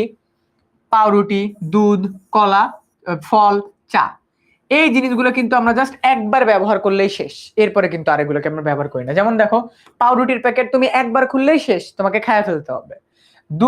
দুধের প্যাকেট তুমি একবার খুললে তোমাকে শেষ করে ফেলতে হবে, নাহলে দুধ নষ্ট হয়ে যাবে। ফলকে তুমি একবার কিনে এনে কাটলেই ফল কিন্তু ওই যে লাল কালচে পড়ে যাবে, খেয়ে ফেলতে হবে। চা, তুমি একবার চা পাতাকে গ্লাসের ভিতরে ঢালছো, গরম করছো, মানে ওই চাটা তোমাকে খাইতে হবে, নাহলে চা শেষ হয়ে ওই চা ঠান্ডা হয়ে যাবে। তার মানে স্থায়ী অস্থায়ী ভোগ্যদ্রব্য হলো যেগুলোকে আমরা ভোগ করি বাট যেগুলো স্থায়ী হয় না, কম টাইম থাকে, যেগুলো কম সময়ের জন্য আমরা ব্যবহার করি। এরপরে আমাদের আছে মধ্যবর্তী দ্রব্য। কি দ্রব্য? মধ্যবর্তী দ্রব্য, উৎপাদন প্রক্রিয়ায় ব্যবহৃত পণ্য যা চূড়ান্ত পণ্য তৈরিতে ব্যবহৃত হয়, যা চূড়ান্ত পণ্য তৈরিতে ব্যবহৃত, মানে মিডল প্রোডাক্ট। এটাকে মনে রাখবা, এটা হলো middle product. Middle product, middle product কি? যেমন মনে করো কাপড় তৈরি করার জন্য কাঁচা তুলা, এটা কিন্তু একটা মিডল প্রোডাক্ট। তুলা এবং মাঝখানে তুলার যে অবস্থাটা থাকে ওইটা। গাড়ির যন্ত্রাংশ, গাড়ি তৈরি করার জন্য গাড়ির যন্ত্র। কাগজ তৈরি করার জন্য কাঠ থেকে কাগজ তৈরি করা হয়। তার মানে একটা প্রোডাক্ট আলটিমেটলি সেই প্রোডাক্টটা পাওয়ার জন্য মাঝখানে যেসব জিনিসগুলোকে ব্যবহার করা হয়, মাঝখানে, ঠিক একইভাবে মাঝখানে, ওইটাকে আমরা বলবো মধ্যবর্তী দ্রব্য। মধ্যবর্তী দ্রব্য বলবো আমরা। মধ্যবর্তী দ্রব্য খুব একটা ইম্পর্টেন্ট না। এরপর আমাদের আছে চূড়ান্ত দ্রব্য, এইটা ইম্পর্টেন্ট। চূড়ান্ত দ্রব্য কি? সরাসরি ভোক্তা ব্যবহার করে বা চূড়ান্ত, তার মানে আমরা আলটিমেটলি যে প্রোডাক্টগুলোকে ব্যবহার করি, ওকে? কি কি দেখো, জামা কাপড়, মোবাইল ফোন, গাড়ি, দেখো এগুলো সব কিন্তু অর্থনৈতিক দ্রব্য, কিন্তু স্পেসিফিক্যালি যদি তোমাদেরকে পরীক্ষায় বলে দেয় তাহলে দেখো চূড়ান্ত দ্রব্য মানে হলো যে প্রোডাক্টগুলো আমরা ডিরেক্ট ব্যবহার করতে পারি, জামা কাপড় আমরা ডিরেক্ট কিনেই ব্যবহার করি, মোবাইল ফোন কিনেই ব্যবহার করি, গাড়ি কিনেই ব্যবহার করি। ওকে, এরপরে হলো মূলধনী দ্রব্য, অনেক বড়টা মানে লার্জ অ্যামাউন্ট অফ মানি।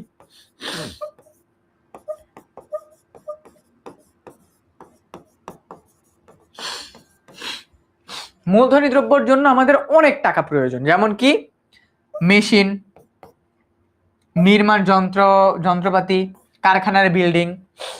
মানে এই যে বড় বড় মেশিনগুলো, এগুলো কিন্তু অনেক বড় অ্যামাউন্টের টাকা, ঠিক আছে, অনেক বড় অ্যামাউন্টের টাকা। সো এই যে অনেক বড় অ্যামাউন্টের টাকা, এই টাকাগুলো কিন্তু আমরা একদিন ব্যবহার করি না, একটা লম্বা সময় ধরে ব্যবহার করি। সো যে জিনিসগুলো কিনতে অনেক বেশি টাকা লাগে সেগুলোকে আমরা বলবো মূলধনী দ্রব্য, যেগুলা সচরাচর মানুষ ব্যবহার করে না, কোনো কোম্পানি ব্যবহার করে, কোনো কোম্পানি। সানজিদা তোমার কোনটাতে প্রবলেম এটা আমাকে না বললে তো আমি বুঝবো না ভাইয়া, তুমি জাস্ট 5, 6, 9 বললে তো আমি বুঝবো না, আমাকে স্পেসিফাই করে বলতে হবে। ওকে, আর যদি বলো বইয়ের 5 এগুলোর মধ্যে পার্থক্য, তাহলে কোনটা আছে দেখি। আমি তোমাদেরকে অবাধ দ্রব্য বলছি, অর্থনৈতিক দ্রব্য, ভোগ্য দ্রব্য বললাম, অস্থায়ী ভোগ্য দ্রব্য, তারপর হলো তোমার মধ্যবর্তী দ্রব্য বলছি, চূড়ান্ত প্রোডাক্টও বলে দিছি, সবগুলোই তো বললাম। সবগুলা বুঝছো নাকি কারো কোনোটাতে সমস্যা আছে বলো? সবগুলা বুঝছো নাকি কারো কোনোটাতে সমস্যা আছে বলো? বলো বলো বলো। বই ওপেন করা, আবার ভাইবো না যে কারোর সাথে চ্যাট করতেছি। ইউনিট, ও ইউনিট মানে চ্যাপ্টার, সমস্যা নাই সানজিদা, ওগুলো পড়াই দিব, ওই চ্যাপ্টার গুলো পড়াই দিব, প্যারা নিও না, ঠিক আছে? দ্রব্য সবগুলো বুঝছো? হ্যাঁ বুঝছি সানজিদা, বুঝছি বুঝছি বুঝছি, আর বইলো না, বুঝছি, ঠিক হয়ে যাবে, সমস্যা নেই, সলভ হয়ে যাবে, সলভ হয়ে যাবে সানজিদা। দ্রব্য সবগুলো বুঝতে পারছো বলো? দ্রব্য সবগুলা বুঝছো নাকি বলো?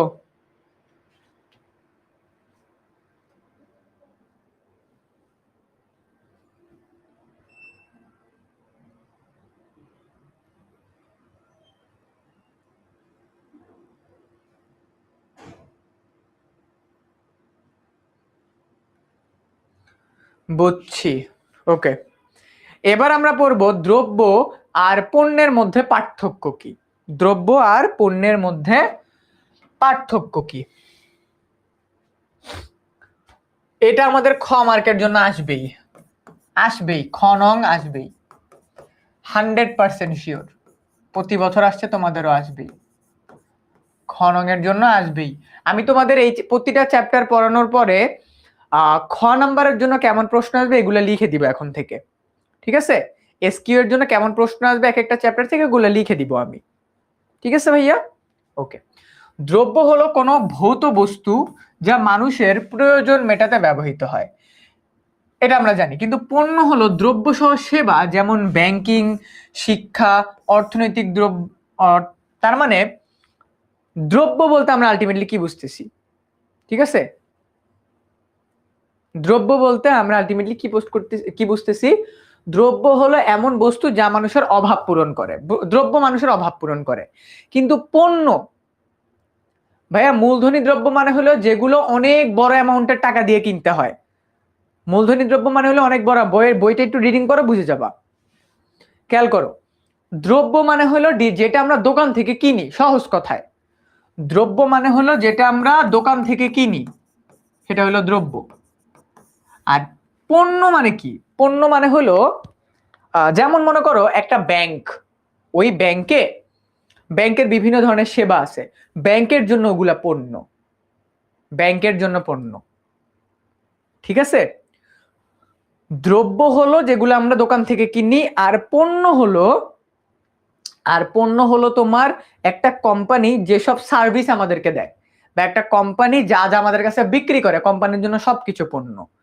যেমন কি দেখো, যেমন হলো একটা কোম্পানি আমাদেরকে বিভিন্ন ধরনের সেবা দেয়, যেমন ব্যাংকিং সেবা দেয়, আমাদেরকে শিক্ষা প্রতিষ্ঠান শিক্ষা দেয়, তারপর হলো তোমার এই যে এবং পণ্য হলো ভোক্তার চাহিদা মেটাতে বিভিন্ন ধরনের সেবা বা সুবিধা দেয়। দেখো, পণ্য হলো ভোক্তার ভোক্তার প্রয়োজন মেটাতে বিভিন্ন সেবা বা সুবিধা। ঠিক আছে, সহজ ভাবে বলে দিলাম। এই যে বলতেছো হাজারিবাগ থাকি, আমি ক্লাস থেকে ব্যান করি, এখানে কি বাসার অ্যাড্রেস আদান প্রদান করতে আসছো? বলো, এটা কি বাসার অ্যাড্রেস আদান প্রদান করার জায়গা? তুমি কোথায় থাকো? আমি হাজারিবাগ থাকি। হাজারিবাগ কোথায়? হাজারিবাগ আমার মাথায়, এই যে আমার মাথায় হাজারিবাগ, বুঝছো? হাজারিবাগ আমার মাথায়। পরীক্ষায় যা লেখো, স্যার আপনার বাসা কোথায়, স্যার আপনি কোথায় থাকেন, পরীক্ষায় এগুলো লেখো খাতায়।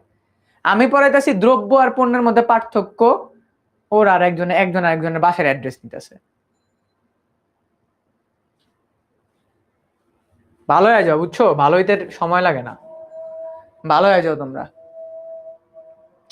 দ্রব্য আর পণ্যের মধ্যে আরো সহজভাবে বলি, দ্রব্য হলো যা আমাদের অভাব পূরণ করে, যা আমাদের অভাব পূরণ করে, অভাব পূরণ করে, যা আমাদের অভাব পূরণ করে সেটাকে আমরা বলি দ্রব্য। ঠিক আছে, সেটাকে আমরা বলি দ্রব্য। আর পণ্য কি? পণ্য মানে হলো ওই প্রোডাক্টটা বিভিন্ন ধরনের সেবা বা সুবিধা যা কোম্পানি আমাদেরকে প্রদান করে। ঠিক আছে, যা কোম্পানি আমাদেরকে প্রদান করে সেটাকে আমরা বলবো পণ্য। ওকে, আমরা নামাজের ব্রেকে যাব, এখন। নামাজের ব্রেক থেকে আমরা, হ্যাঁ নামাজের ব্রেকে যাব আমরা এখন। নামাজের ব্রেক থেকে আমরা ব্যাক করব 5টা 2। নামাজ ব্রেক, নামাজের ব্রেকে যাচ্ছি আমরা, সবাই 5টা 2 ক্লাসে চলে আসবা। 5টা 2 আমরা আবার শুরু করব।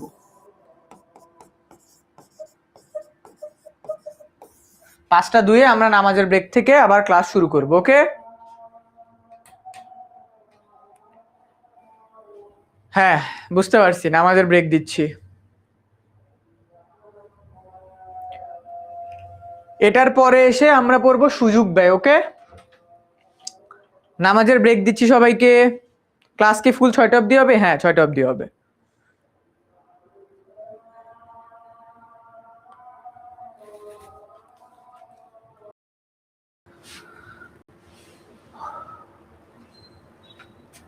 ওকে, সো আমাদের নামাজের ব্রেক শেষ। এবার আমরা আরেকটা টপিকে যাব, যে টপিকটা তো 1 মিনিট লেট হলে তোমরা এরকম কেন শুরু করছো? 5টা 2 বাজে, 5টা 3 বাজে, এরকম কেন শুরু করছো? Guys be a mature person. Okay, মানে 1 মিনিট লেট হওয়া আহামরি কিছু না। তোমার পড়া পুরো চ্যাপ্টার কমপ্লিট করে যাওয়াটা আমার দায়িত্ব। সো আমি পুরো চ্যাপ্টার পড়ায় কমপ্লিট করায় তারপর যাব, এটা 1 মিনিট লেট হোক আর 5 মিনিট লেট হোক। ওকে, আমি পুরো টপিক কমপ্লিট করায় তারপরই যাব। তো তোমাদের এটা নিয়ে ভাবার কিছু নেই যে ভাইয়া আপনি কই লেট হয়ে গেল কেন, কি হইলো। 1 মিনিট 2 মিনিট লেট হইতেই পারে এক্সট্রা। আচ্ছা, এবার আমরা পড়বো সুযোগ ব্যয়। তোমাদের বইয়ের সুযোগ ব্যয়ের টপিকটা আমরা এবার পড়বো। ঠিক আছে, এবার আমরা পড়বো সুযোগ ব্যয়। সবাইকে আসছো? আসলে একটা থামস আপ দাও, আবার পরে আবার বলবো ভাইয়া বুঝিনি, আবার বুঝান। সবাইকে আসছো নাকি? একটা থামস আপ দিয়ে জানাও। আসছো সবাই? আসলে একটা থামস আপ দাও,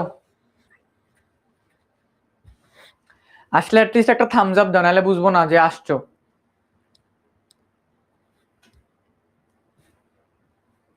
একটা থামস আপ দাও গাইস, আসলে একটা থামস আপ দাও, যে সবাই আসছো এটা বুঝি একটু।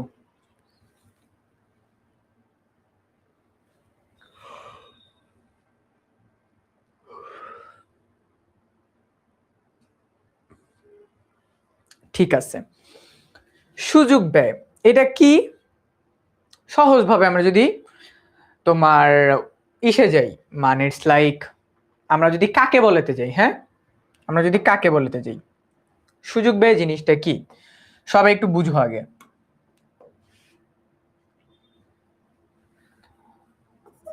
আরে বাবা,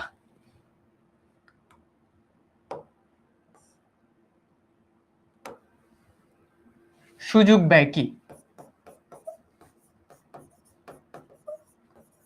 সুযোগ ব্যয় কি? দুটি দ্রব্য বা প্রকল্প বা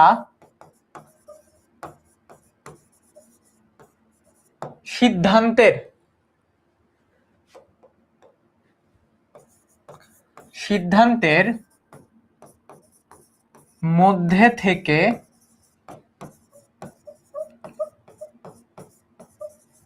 একটিকে গ্রহণ করলে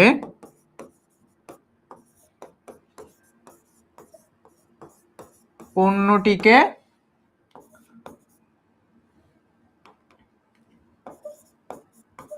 বাদ দিতে হয়, যাকে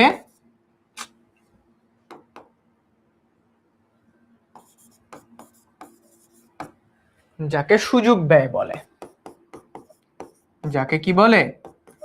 সুযোগ ব্যয় বলে। উদাহরণ দিতেছি, মনে করো তোমার কাছে 100 টাকা আছে। এই 100 টাকা দিয়ে তুমি হয় বার্গার খাইতে পারবা, না হয় তুমি পিৎজা খাইতে পারবা। তুমি যদি এই 100 টাকা দিয়ে বার্গার খাও তাহলে তোমার পিৎজাকে ত্যাগ করতে হবে। তাহলে হলো বার্গার খাওয়ার সুযোগ ব্যয় হলো পিৎজা ছেড়ে দেওয়া। অন দ্য আদার হ্যান্ড, তুমি যদি পিৎজাকে গ্রহণ করো তাহলে তোমার এই বার্গার খাওয়াটাকে ছেড়ে দিতে হবে। তার মানে পিৎজা খাওয়ার সুযোগ ব্যয় হলো বার্গারকে ছেড়ে দেওয়া। তার মানে ভাই এই চ্যাপ্টার থেকে কি চিত্র আসার পসিবিলিটি আছে? এই চ্যাপ্টার থেকে চিত্র অবশ্যই আসবে। আমি এখনো চিত্র পড়াই নেই, চিত্র অবশ্যই আসবে। সামনের টপিকটাই চিত্র। আমি এখন আপাতত সুযোগ ব্যয় পড়াচ্ছি। সুযোগ ব্যয় কি? দুইটা দ্রব্য অথবা দুইটা প্রকল্প অথবা দুইটা সিদ্ধান্তের মধ্য থেকে একটাকে গ্রহণ করলে অন্যটিকে বাদ দিতে হয়, এটাকে অর্থনীতিতে সুযোগ ব্যয় বলা হয়। এটা বুঝছো নাকি? আগে বলো আমাকে, সুযোগ ব্যয়ের কনসেপ্টটা বুঝছো নাকি? তোমার কাছে সিদ্ধান্ত নিতে হবে একটা, এই একটা সিদ্ধান্তের মধ্য থেকে যে কোনো একটাকে চুজ করলে আর একটাকে ছেড়ে দিতে হবে, এই একটার একটা সুযোগ ব্যয়। বুঝতে পারছি না ভাইয়া, আবার একটু বুঝান প্লিজ। বুঝতে পারছো না? মনে করো তুমি দোকানে গেছো, দোকানে যেয়া তুমি বলছো আমাকে আইসক্রিম দেন। এখন তোমার আইসক্রিম খাওয়ার কথা চিন্তা হলে তোমার মনে হলো আমি একটা চকলেটও কিনতে পারি। এখন তোমার কাছে টাকা আছে কম, তোমার কাছে টাকা আছে 100। ওই 100 টাকা দিয়ে তুমি হয় দোকান থেকে চকলেট কিনবা, না হলে তুমি আইসক্রিম কিনবা। যদি তুমি আইসক্রিম কিনো তাহলে তোমার চকলেট কিনতে পারবা না, যদি তুমি চকলেট কিনো তাহলে তুমি আইসক্রিম কিনতে পারবা না। এই যে একটা কিনতে গেলে আরেকটাকে যে ছেড়ে দিতে হচ্ছে, এইটাই সুযোগ ব্যয়। বাবারে সহজ কথা, তোমার বাসা, তুমি এই যে এখন ক্লাস করতেছো, এই ক্লাস করার সুযোগ ব্যয় কি আমার বলো তো দেখি। এই যে ক্লাস করতেছো, কোন কোন জিনিস বাদ দিয়ে তুমি এখন ক্লাস করতেছো এটা আগে বলো, তাইলে আমি বুঝতে পারবো তোমরা সুযোগ ব্যয় বুঝছো কিনা। এই ক্লাস করারও এখন একটা সুযোগ ব্যয় আছে, এই ক্লাস করারও এখন একটা সুযোগ ব্যয় আছে। সুযোগ ব্যয়টা কি বলো? এই এখন তোমরা যারা ক্লাস করতেছো, এই ক্লাস করার সুযোগ ব্যয় কি? কোন কোন জিনিস ছেড়ে দিছো এই ক্লাস করার জন্য, কোন কোন জিনিস তুমি করতে পারো নাই, ওইটাই সুযোগ ব্যয় বাবা। কারণ আমার একটু বলো কমেন্টে যে তোমরা এই ক্লাস করার জন্য কি কি জিনিস করো নাই, বলো দেখি। হ্যাঁ দেখছো, এই যে হাবিবা বলতেছে ভাই এটা তো ফার্স্ট চ্যাপ্টারেও পড়াইছিলেন। দেখছো ভাইয়া, বারবার পড়াইতে হয় তাও বুঝে না। এখন আমাকে আগে বলো এই ক্লাস করার জন্য তোমার সুযোগ ব্যয় কি? টিভি দেখা, এই যে জোবা বলছে টিভি দেখা, আর কি বলো? এই ক্লাস করার সুযোগ ব্যয় কি? আমার জন্য এই ক্লাস নেওয়ার সুযোগ ব্যয় হলো ঘুম। আমি ইচ্ছা মতো ঘুমাইতাম, একদম ইচ্ছা মতো ঘুমাইতাম। এখন আমি বাইরে যাওয়া, বাইরে যেতে পারতেছি না, ফোন দেখতে পারতেছি না, টিভি দেখতে পারতেছি না, রিলস দেখতে পারতেছি না, ঘুমাইতে পারতেছি না, বন্ধুর সাথে গল্প করতে পারতেছি না, কোচিং বাদ দিয়ে ক্লাস করতেছি, অনেক কিছু আছে। তার মানে এই যে এটাই বাবা, সুযোগ ব্যয় বলতে বোঝায় তুমি যে কোনো কিছু একটা গ্রহণ করছো, এটার জন্য তোমার আরেকটাকে ছেড়ে দিতে হচ্ছে, এটাই সুযোগ ব্যয়। ঠিক আছে, এইটাই সুযোগ ব্যয়, সহজ কথা। এই যে বুঝে গেছো সুযোগ ব্যয় কি। এবার যদি আমি তোমাদেরকে উদাহরণ দিয়ে আরেকটা, এই যে এখানে আরেকটা উদাহরণ দেয়া আছে দেখো, আমরা যদি উদাহরণটার দিকে দেখি, ধরো তুমি কলেজে পড়ার জন্য একটা কোর্সে ভর্তি হইলা, যার জন্য তোমার বছরে 50,000 টাকা খরচ গেছে। একই সময়ে তুমি যদি কোনো জায়গায় কাজ করতা তাহলে তুমি 60,000 টাকা ইনকাম করতে পারতা। এখানে তোমার সুযোগ ব্যয় হলো 60,000 টাকা, কারণ তুমি তোমার লেখাপড়ার জন্য 60,000 টাকা কামাইতে পারো নাই। বুঝছো? সহজ কথা। তোমার বয়সী অনেক মানুষ আছে যারা এখন বিভিন্ন জায়গায় কাজ করে, দোকানে কাজ করে, বিভিন্ন জায়গায় কাজ করে। তুমি মনে করো গত 5 বছরে লেখাপড়া করতে তোমার পিছনে 50,000 টাকা খরচ গেছে, 5 মাসে 50,000 টাকা খরচ গেছে। এখন এই 50,000 টাকা হলো তোমার লেখাপড়ার খরচ। যে স্টুডেন্টটা এখন লেখাপড়া না করে কাজ করতেছে সে 60,000 টাকা কামাইছে। তার মানে এই যে তোমার এই 50,000 টাকার সুযোগ ব্যয় হলো 60,000 টাকা, আবার এই 60,000 টাকার সুযোগ ব্যয় হলো এই 50,000 টাকা, এটাই হলো সুযোগ ব্যয়। শেষ। এরপরে উৎপাদন সম্ভাবনা রেখা। উৎপাদন সম্ভাবনা রেখা, ঠিক আছে, উৎপাদন সম্ভাবনা রেখা। চলো এবার এখান থেকে আসবে তোমাদের ম্যাথ, এইখান থেকে আসবে তোমাদের ম্যাথ। চলো এবার আমরা ম্যাথের পড়া পড়বো। ওকে বাবা, এবার আমরা ম্যাথের পড়া পড়বো। ম্যাথ আমরা এবার পড়বো উৎপাদন সম্ভাবনা রেখা। সবাই ফোকাস। উৎপাদন সম্ভাবনা, এখান থেকে তোমাদের 10 মার্কের সিকিউ আসবে, এই টপিকটা থেকে 10 মার্কের সিকিউ আসবে। হ্যাঁ ঠিক আছে, সবাই একটু ভালো করে বুঝে, একবার বুঝাবো বুঝে যাবা। 10 মার্কের সিকিউ আসবে একটা এই চ্যাপ্টার থেকে। তো বাবারা একটু ভালো করে বুঝো।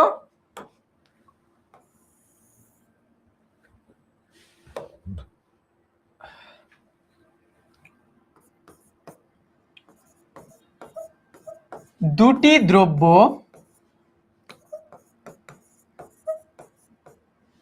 উৎপাদনের সম্ভাবনা, দুটি দ্রব্য উৎপাদনের সম্ভাবনা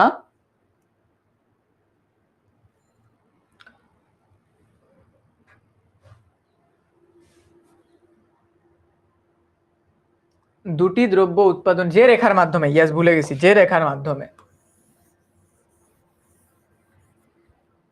সরি, যে রেখার মাধ্যমে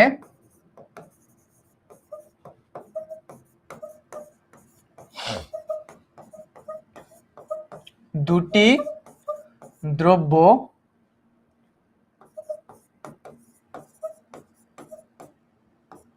উৎপাদনের সম্ভাবনা একটি রেখার মাধ্যমে প্রকাশ করা হয়, একটি রেখার মাধ্যমে প্রকাশ করা হয় তাকে উৎপাদন সম্ভাবনা রেখা বলা হয়।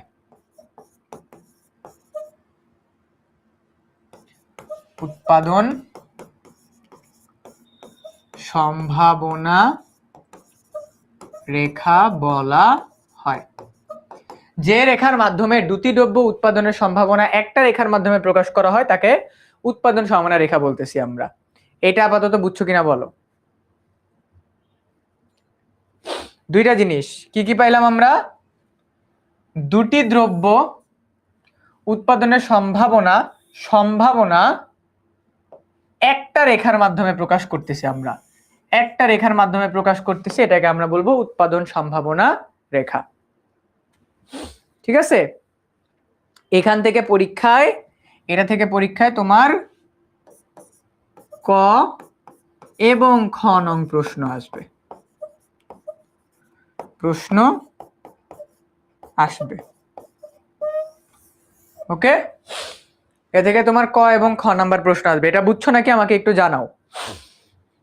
সুযোগ ব্যয়ের সাথে ছোট্ট একটা টপিক বাকি আছে, ওই টপিকটা পরে এই টপিকটাতে বোঝাবো। এটা বুঝছো নাকি আমাকে বলো? যে রেখার মাধ্যমে দুটি দ্রব্য উৎপাদনের সমমানে একটি রেখার মাধ্যমে প্রকাশ করা হয় তাকে উৎপাদন সমমানা রেখা বলা হয়। জি ভাইয়া, ক্লিয়ার। আচ্ছা, উৎপাদন সমমানা রেখার সাথে কিন্তু আমাদের আরেকটা টপিক ছিল, উৎপাদন সমমানা রেখার সাথে আমাদের আরেকটা টপিক ছিল, সেটা হলো চয়ন। চয়নটা পড়াতে ভুলে গেছি। চয়ন কি? চয়ন, চয়ন বলতে আমাদের বোঝায় যে মনে করো একটা জমি, ঠিক আছে, মনে করো এটা একটা জমি, এটা একটা জমি, এই জমিতে ধান এবং একই সাথে পাট উৎপাদন করা যায়, ধান আর পাট এই জমিতে উৎপাদন করা যায়। এখন কাশেম সাহেব, মনে করো এই জমিটা হলো কাশেম সাহেবের, এই জমিটা হলো কাশেম সাহেবের। এই জমিতে কাশেম সাহেব পুরা জমিতে যদি ধান উৎপাদন করতে চায় তাহলে কাশেম সাহেবকে 120 তোমার টন, মনে করো 120 টন সে ধান উৎপাদন করতে পারবে এখানে। আর যদি পাট উৎপাদন করে তাহলে সে মনে করো 80 টন পাট উৎপাদন করতে পারবে। চিন্তা করো, এই জমিটা হলো কাশেম সাহেবের। কাশেম সাহেব এই জমিতে, পুরা জমিতে হয় 120 টন ধান উৎপাদন করতে পারবে, না হলে সে 80 টন পাট উৎপাদন করতে পারবে। এখন এই যে কাশেম সাহেব ধান উৎপাদন করবে নাকি পাট উৎপাদন করবে, এইটাকে আমরা বলতেছি চয়ন। কাশেম সাহেব তার জমিতে কি উৎপাদন করবে এটাকে আমরা বলবো চয়ন। ঠিক আছে? হ্যাঁ, চয়ন মানে এক কথায় চুজ করা। চয়ন কাকে বলে? দুইটি দ্রব্যের মধ্য থেকে কোন দ্রব্য উৎপাদন করবে এবং কোন দ্রব্য ছেড়ে দিব, এটাকে চয়ন। চয়ন কাকে বলে এটা কখনো পরীক্ষায় আসে না। চয়ন কাকে বলে আর সুযোগ ব্যয় কাকে বলে একই কথা, কিন্তু চয়নটা হলো জমির ক্ষেত্রে কাজে দেয়। চয়নটা আমরা জমির ক্ষেত্রে কাজে দিই। চয়ন মানে হলো চুজ করতেছি আমি। ঠিক আছে? এটা বুঝছো নাকি বলো? একটা জমি, এই জমিতে উৎপাদন, একটা প্রোডাক্ট উৎপাদন করতে গেলে এতটুকু, আর একটা প্রোডাক্ট উৎপাদন করতে গেলে এতটুকু, একসাথে না, আলাদা আলাদা যদি উৎপাদন করতে হয় তাহলে তাকে একটাকে চুজ করতে হবে আর একটাকে ছেড়ে দিতে হবে। এখন এটাকে চুজ করলে এটাকে ছাড়তে হবে, এটাকে চুজ করলে এটাকে ছাড়তে হবে। এখন কোনটাকে চুজ করবে, কোনটাকে ছেড়ে দিবে, এই চিন্তাটা করাই হলো চয়ন বলা হয়। মানে কাশেম সাহেবের এই চিন্তাটা করা যে আমি কোনটাকে উৎপাদন করব, এটাই হলো চয়ন। বুঝছো নাকি বলো? চয়ন বুঝছো নাকি আমাকে জানাও। চয়ন বুঝছো নাকি আমাকে জানাও।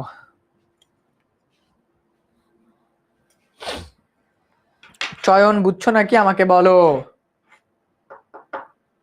চয়ন ক্লিয়ার?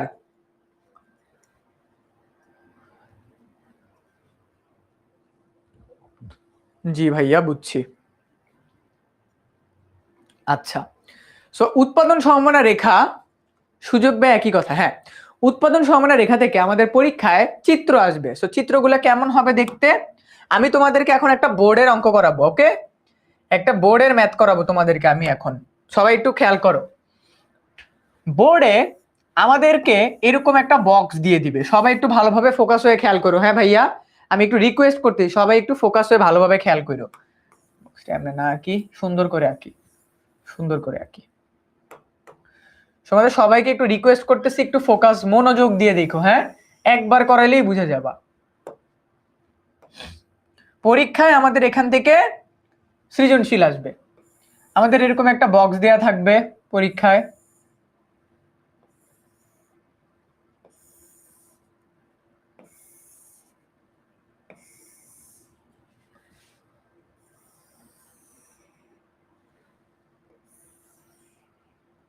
ঠিক আছে, এরকম একটা বক্স দেয়া থাকবে। ভাইয়া তুলি আপুকে চেনেন? হ্যাঁ, তুলি আমার ফ্রেন্ড, তোমাদের তুলি আপু আমার ফ্রেন্ড হয়। খেয়াল করো।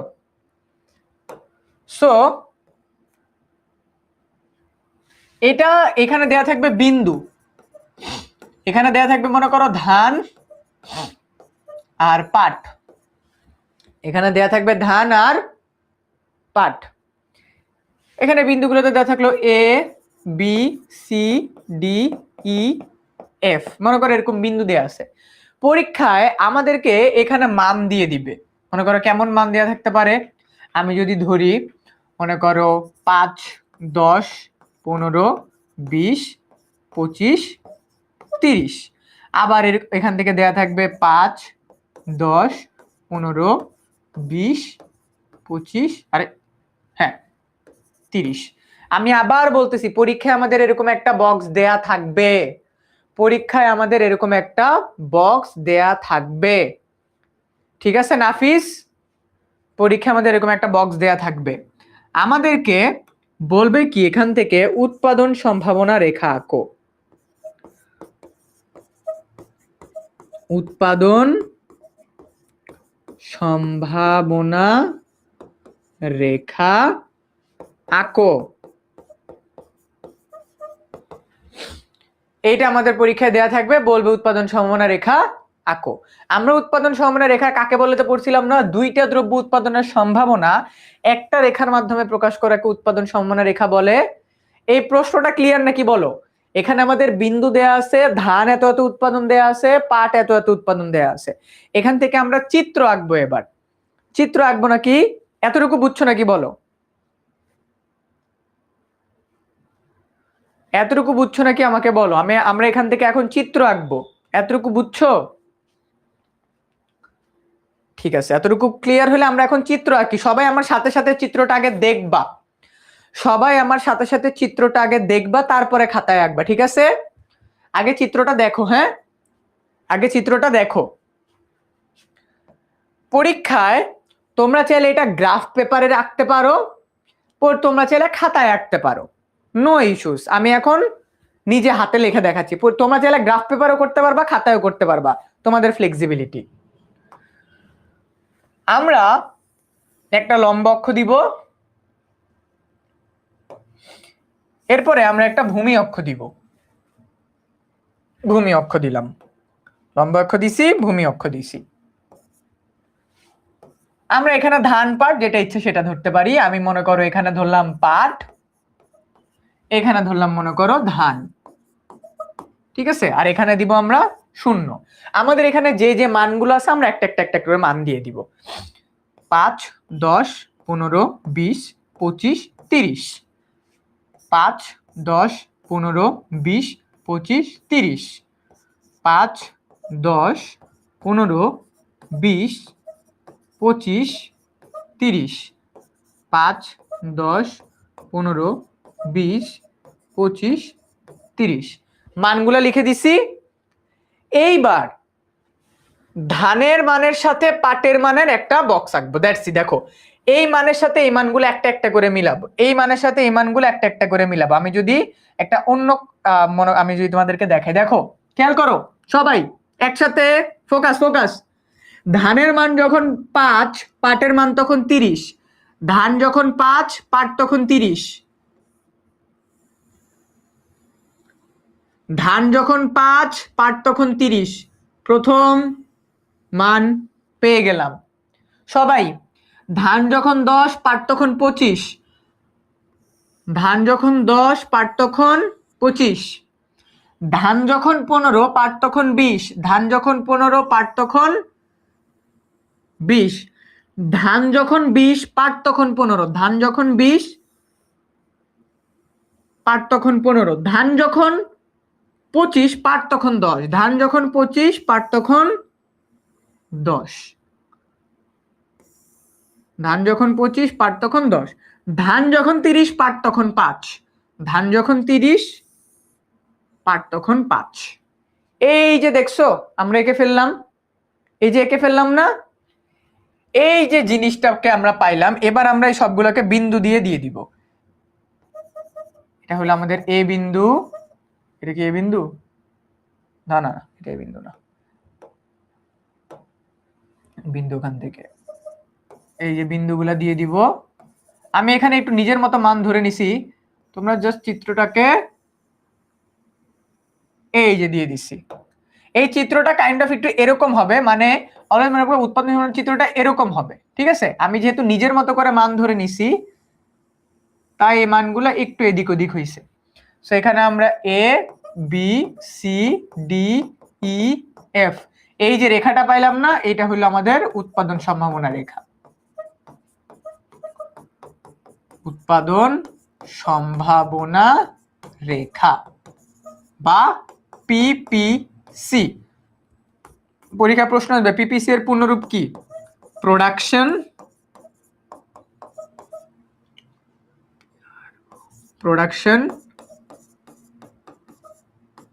Possibility curve. এটা বুঝতে পারছো নাকি আমাকে বলো তো, এটা ক্লিয়ার হয়েছে নাকি? এরপরে জাস্ট তুমি নিচে ব্যাখ্যা লিখে দিলেই হবে,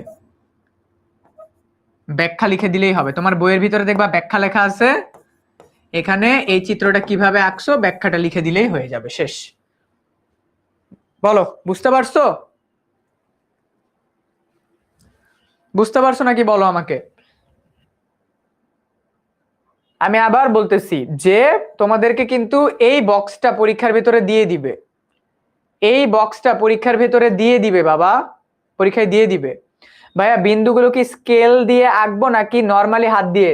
হাত দিয়ে আঁকবা, হাত দিয়ে আঁকবা, অলওয়েজ মাথায় রাখবা, হাত দিয়ে আঁকবা, অলওয়েজ হাত, হাত দিয়ে আঁকবা। এটা গেল। আরেকটা ম্যাথ দেখাই তোমাদেরকে, চলো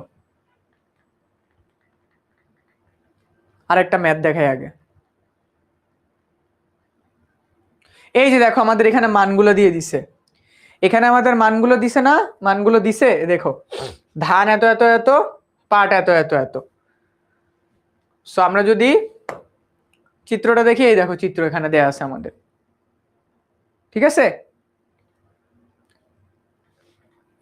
ম্যাটটা তুলো, এই ম্যাটটা তুলো, হ্যাঁ ম্যাটটা তুলো, সমস্যা নেই, ম্যাটটা তুলো। এই ম্যাটটাই দিবে তোমাদের পরীক্ষায়, এই একই ক্যাটাগরির ম্যাথ দিবে, মানগুলো দিয়ে দিবে, জাস্ট চিত্র আঁকো, দ্যাটস ইট। মান দিয়ে দিবে, জাস্ট চিত্র আঁকো, বুঝছো? মানগুলো দিয়ে দিবে, জাস্ট চিত্র আঁকো।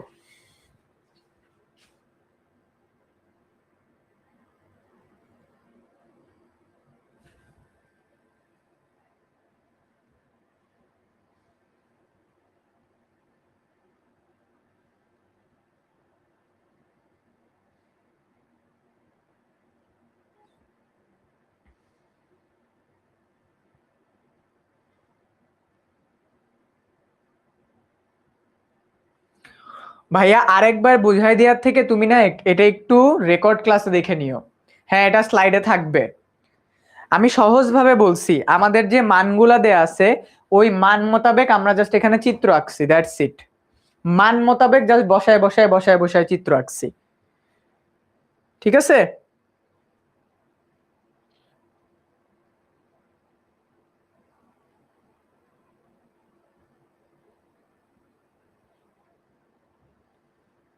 হ্যাঁ স্লাইডে দিয়ে দিব, স্লাইডে থাকবে এটা বাবা, এটা স্লাইডে থাকবে, এটা স্লাইডে দেয়া থাকবে। এই যে ধানের মানগুলো, এই যে ধানের মান, এই যে পাটের মানগুলো, 30-এর সাথে 5, 25-এর সাথে 10, 20-এর সাথে 15, 15-এর সাথে 20, 10-এর সাথে 25, 5-এর সাথে 30, একটা একটা একটা সাথে মিলাই দিছি, শেষ। ঠিক আছে ভাইয়া, টাইপ কি একটা, এই একটাই ম্যাথ, এই একটাই ম্যাথ, এই চ্যাপ্টারে একটাই ম্যাথ, আর কোনো ম্যাথ নেই, এই চ্যাপ্টারে ম্যাথ এই একটাই, ঠিক আছে? সংজ্ঞাটা আরেকবার দিয়েন, এই যে সংজ্ঞা, এই যে সংজ্ঞা, সংজ্ঞা দিছি, ওকে?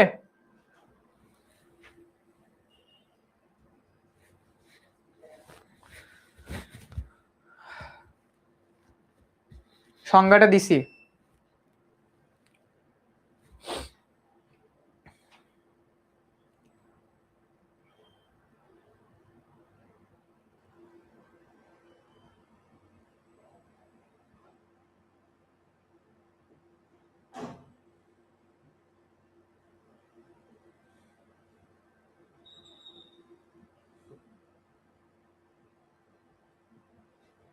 ওকে, এই যে সংজ্ঞা, এই যে ম্যাথ, এই যে সংজ্ঞা, এই যে ম্যাথ, এগুলা দেয়া থাকবে স্লাইডে, হ্যাঁ এগুলা স্লাইডে দিয়ে দিব, ঠিক আছে? এরপরে যাই আমরা তোমাদের এই যে উৎপাদন সম্ভাবনা রেখার কিছু গুরুত্বপূর্ণ দিক দেয়া আছে, যে উৎপাদন সম্ভাবনা রেখার কি কি, যেমন হলো অ্যাপেল অ্যান্ড অরেঞ্জ এটার একটা উদাহরণ দেওয়া আছে এখানে।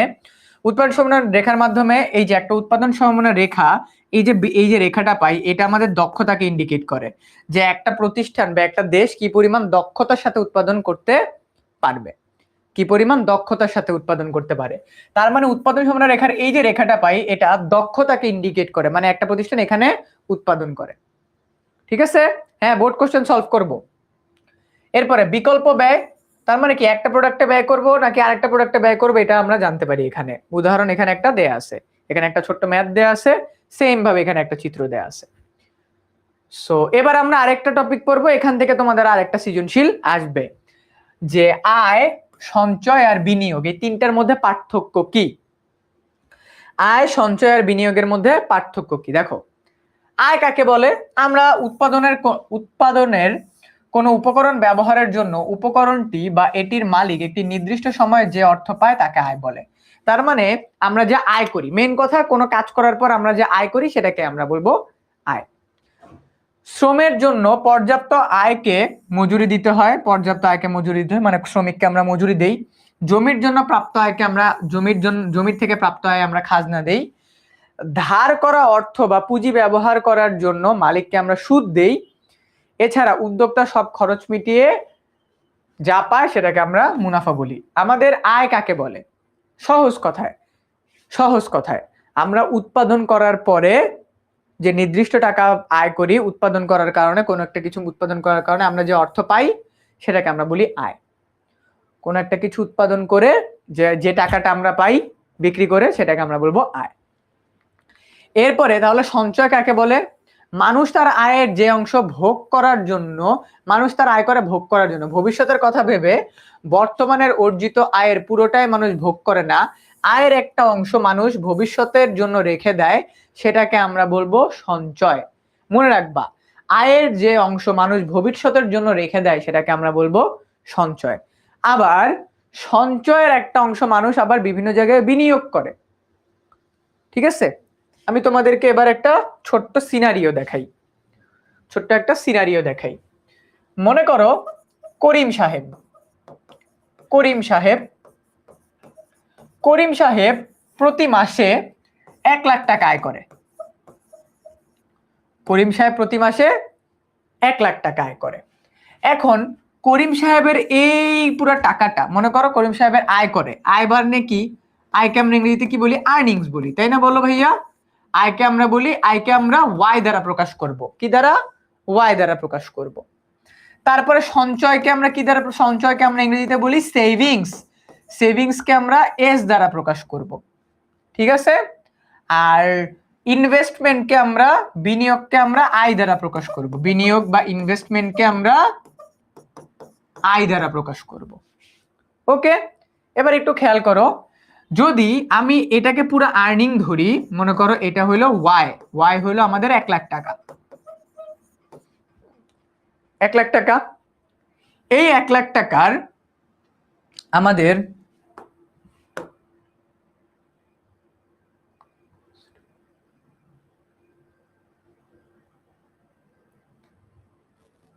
একটা মিনিট একটু দাঁড়াও, একটা মিনিট দাঁড়াও।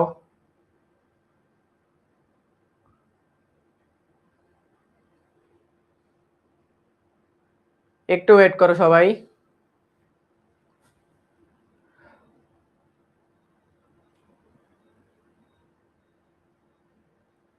আচ্ছা, বিনিয়োগটা আমরা না রাখি, আমরা এখানে রাখবো খরচ বা ভোগ, এটাকে আমরা সি দ্বারা প্রকাশ করব। এটাকে, এই পুরোটাকে যদি আমরা আয় ধরি, আয়ের ম্যাক্সিমাম অংশ কিন্তু আমরা ব্যয় করে ফেলি। যেমন এটা যদি আমার আর্নিং হয়, করিম সাহেবের বাসা ভাড়া সবকিছু খরচ সহ তার মনে করো 70,000 টাকা পার মাসে খরচ পড়ে। তার মানে তার ভোগ, করিম সাহেবের ভোগ হলো 70,000 টাকা। তাহলে আমাকে বলতে পারবা করিম সাহেবের সঞ্চয় কত? কেউ কি বলতে পারবা? করিম সাহেবের আয় হলো 1 লাখ, ভোগ হলো 70,000, করিম সাহেব ভবিষ্যতের জন্য কত টাকা সঞ্চয় করে বলো? বলো, করিম সাহেব যদি 1 লাখ টাকা আয় করে, করিম সাহেব যদি 1 লাখ টাকা আয় করে, ভোগ যদি করে 70,000 টাকা, সঞ্চয় কত টাকা হবে করিম সাহেবের? বলো। করিম সাহেবের সঞ্চয় কত?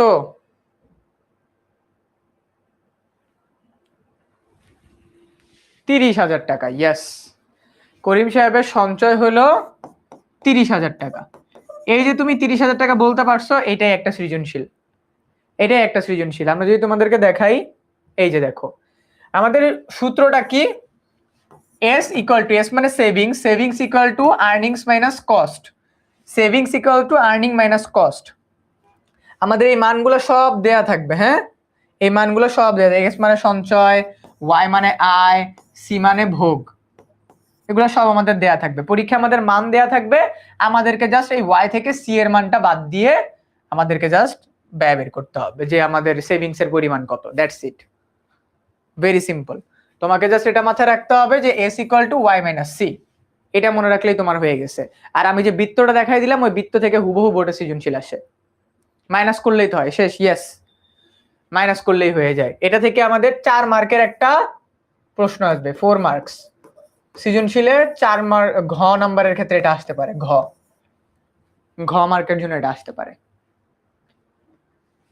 ঠিক আছে, তো এখানে বিনিয়োগ কি, আয়ের যে অংশ আবার কোনো জায়গায় ইনভেস্ট করা হয়, আয়ের যে অংশ আমরা ইনভেস্ট করি সেটাকে হলো আমরা বিনিয়োগ বলি। মনে করো তুমি, মনে করে যে করিম সাহেব 30,000 টাকা করে সেভিংস করছে, সেভিংস মানুষ ক্যান করে ভবিষ্যতে কোনো একটা কিছু কেনার জন্য, ওইটাকে আমরা বলি বিনিয়োগ। মনে করো কোন একটা কোম্পানিতে টাকা রাখছে, শেয়ার মার্কেটে টাকা রাখছে, বা খামার দিছে, এগুলো কিন্তু এক এক ধরনের বিনিয়োগ।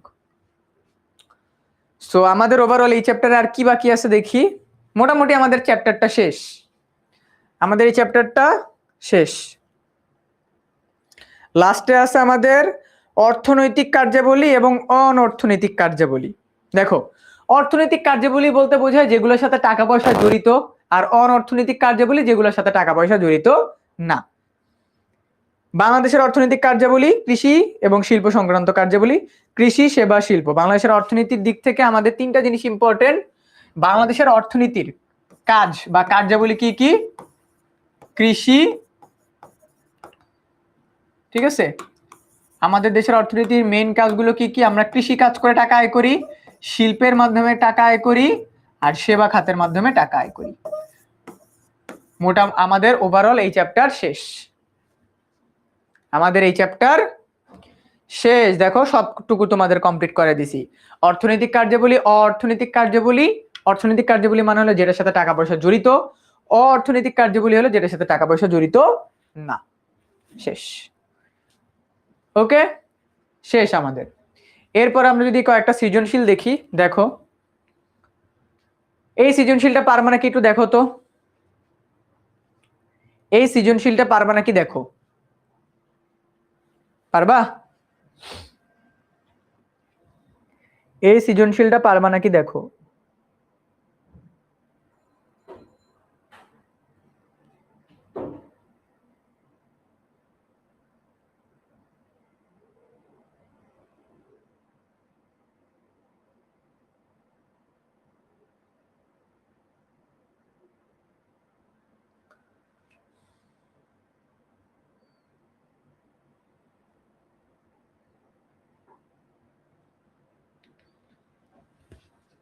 ভাইয়া সিকিউ যেগুলা বেশি ইম্পর্টেন্ট ওইগুলা মার্ক করে দিন।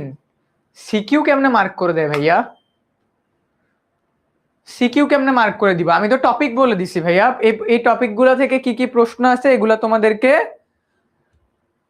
প্র্যাকটিস করতে হবে। এই কোশ্চেনটা অনেক ইম্পর্টেন্ট, বোতলবন্দি পানিকে কেন সম্পদ বলবো না? যদি এটা তোমাদেরকে আমি দেখাই, বোতলবন্দি পানিকে সম্পদ না বলার রিজন হলো এটার কি নাই, এটার অপ্রাচুর্যতা নাই। সম্ভবত সম্পদ বলা যায় না, কারণ উপরোক্ত 4 বিদ্যমান। সম্পদ বলা হয় কেন? বোতলবন্দি পানি কিন্তু আমাদের একটা সম্পদ, ঠিক আছে। এরপরে যদি যাই পরেরটাতে, এটা পারবা নাকি বলো? সুযোগ ব্যয় বলতে কি বোঝায়? উদ্দীপকে কোন সম্পদকে ইন্ডিকেট করছে দেখি, ফাইন্ড আউট করো তো কোন সম্পদকে ইন্ডিকেট করছে। আমি কিন্তু সম্পদ পড়াইছি। উদ্দীপক থেকে কোন সম্পদকে ইন্ডিকেট করে? সুযোগ ব্যয় কাকে বলে পড়াইছি। সম্পদের বাহ্যিকতা বলতে কি বোঝায় পড়াইছি। কোন সম্পদকে ইন্ডিকেট করে এগুলা সম্পদের ক্যাটাগরির ভিতরে আমি উদাহরণ সহ পড়াই দিছি। বলো।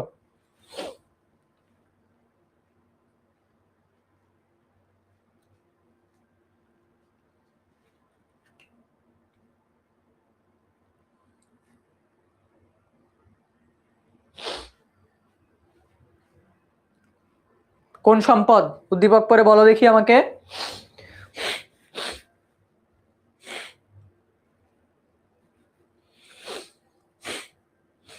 কৃষি। আচ্ছা, একটা হলো কৃষি, আর একটা কি? একটা যদি কৃষি সম্পদ হয় আর একটা কি সম্পদ? হ্যাঁ বাবা, এগুলা স্লাইডে থাকবে, অবশ্যই থাকবে। একটা কৃষি সম্পদ আর একটা প্রাণীজ সম্পদ, না?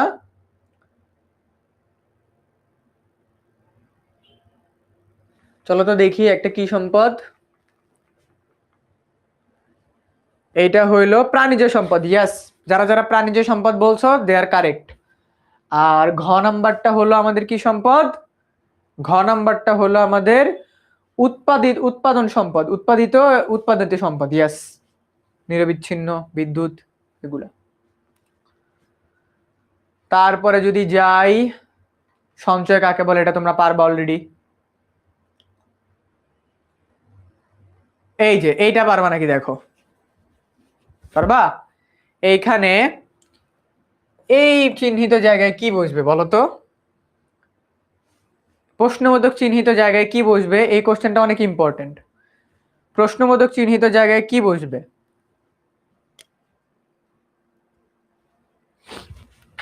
প্রশ্নবোধক চিহ্নিত জায়গায় কি বসবে বলো তো?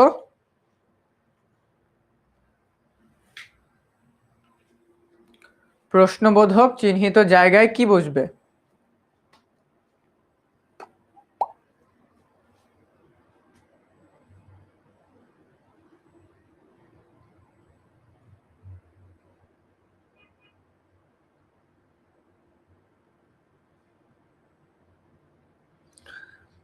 প্রশ্নবোধক চিহ্নিত জায়গায় কি বসবে?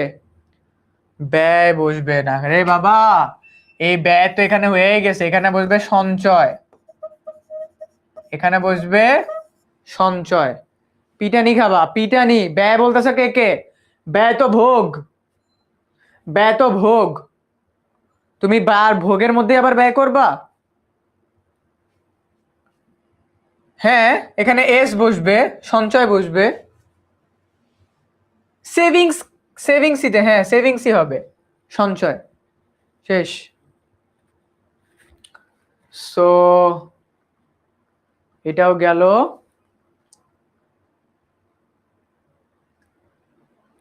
এখানে আমাদের আরেকটা ম্যাথ আছে, এটা তোমরা পারবা।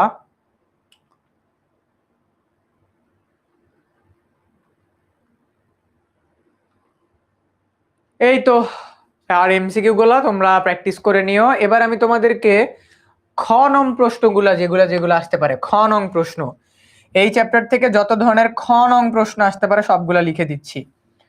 এই চ্যাপ্টার থেকে গুরুত্বপূর্ণ খ নং প্রশ্ন, গুরুত্বপূর্ণ খ নং প্রশ্নগুলো এই চ্যাপ্টারের জন্য কি কি এগুলো একটু লিখে দিচ্ছি, লিখে নাও। এই চ্যাপ্টারের গুরুত্বপূর্ণ খ নং প্রশ্নগুলা কি কি সবাই আমি একটা একটা করে লিখবো, লিখে নাও। ওকে। 1 নম্বর, অর্থনৈতিক সম্পদ কাকে বলে?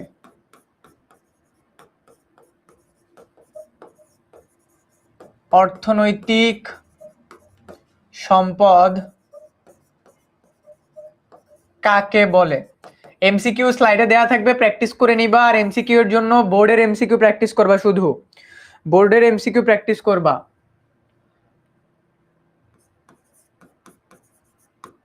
অর্থনৈতিক সম্পদের 4টি বৈশিষ্ট্য লিখো। 4টি বৈশিষ্ট্য লিখো, মানে ওই যে উপযোগ ওগুলা আছে না ওইগুলা। 3 নাম্বার, উপযোগ কি? উপযোগ কি? 4 নাম্বার,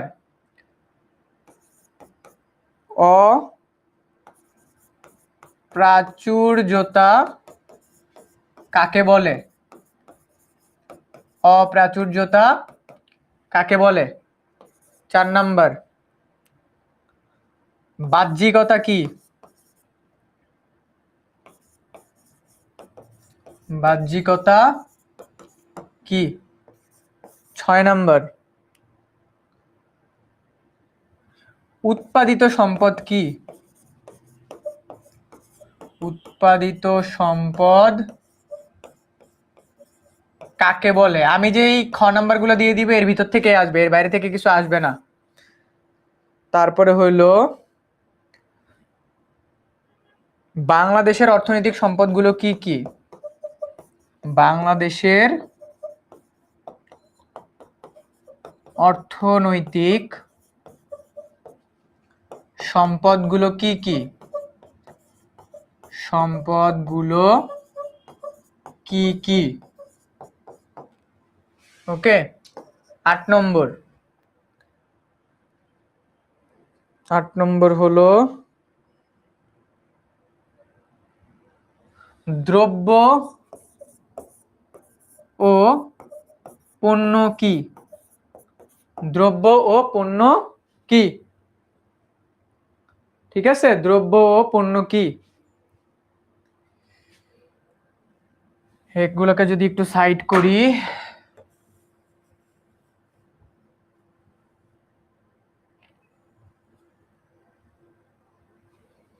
8 নম্বর পাইছি।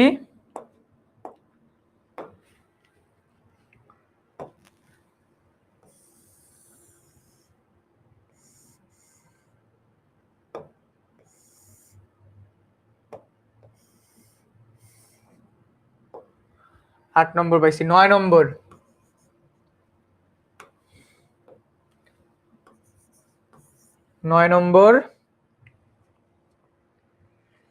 সুযোগ ব্যয় কাকে বলে? সুযোগ ব্যয় কাকে বলে? 10 নম্বর, উৎপাদন সম্ভাবনা রেখা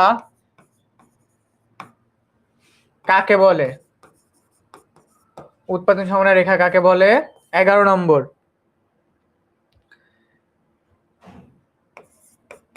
আয় ও সঞ্চয়ের মধ্যে সম্পর্ক কি? 12 নম্বর, বিনিয়োগ কাকে বলে? বিনিয়োগ কাকে বলে? 13 নম্বর,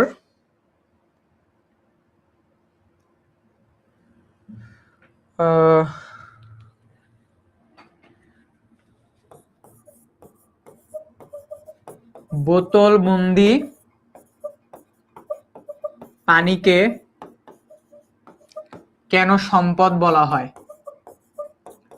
কেন সম্পদ বলা হয়? এই প্রশ্নগুলো কভার আপ করলে আশা করি তোমাদের এই চ্যাপ্টার থেকে খ নং এর জন্য যত ধরনের প্রশ্ন এগুলা তোমরা পেয়ে যাবা। ঠিক আছে, এই 13টা প্রশ্ন কভার করলেই তোমাদের এসকিউ এর জন্য যত ধরনের প্রশ্ন আসার মতো এগুলো তোমরা এখান থেকে কমন পেয়ে যাবে ইনশাল্লাহ। সবাই যদি না তুলে থাকো স্ক্রিনশট নিয়ে নিতে পারো।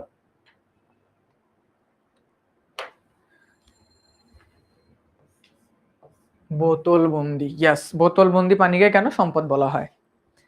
ওকে, বুঝতে পারছো? সবার ডান? সবার ক্লিয়ার হইছে?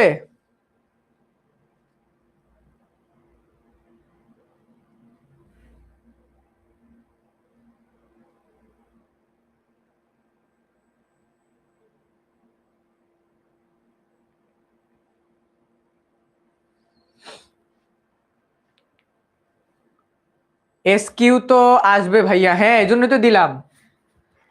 বা 11 নাম্বারটা বলবেন প্লিজ, আয় ও সঞ্চয়ের মধ্যে পার্থক্য কি? আয় ও সঞ্চয়ের মধ্যে সম্পর্ক কি? আয় ও পার্থক্য না। দেখো, আয় বেশি, আয় এবং সঞ্চয়ের মধ্যে সমমুখী সম্পর্ক। আয় বেশি হলে সঞ্চয় বেশি হবে। একটা মানুষ যখন আয় বেশি করে, সেই মানুষটা তখন সঞ্চয় বেশি করে। সো এই হলো আজকে আমাদের অর্থনীতি দ্বিতীয় পত্রের ওভারঅল ক্লাস। আজকের ক্লাসে আমি তোমাদেরকে এই চ্যাপ্টারের স্টার্টিং থেকে নিয়ে, আমাদের এই চ্যাপ্টারের প্রথমে ছিল অর্থনৈতিক সম্পদ কি, 4টা বৈশিষ্ট্য, উপযোগ, তারপর হলো অপ্রাচুর্যতা, হস্তান্তরযোগ্যতা, বাহ্যিকতা, সবগুলো কভার করাইছি। সম্পদের শ্রেণী বিভাগ পড়াইছি, বাংলাদেশের সম্পদগুলো কি কি পড়াইছি।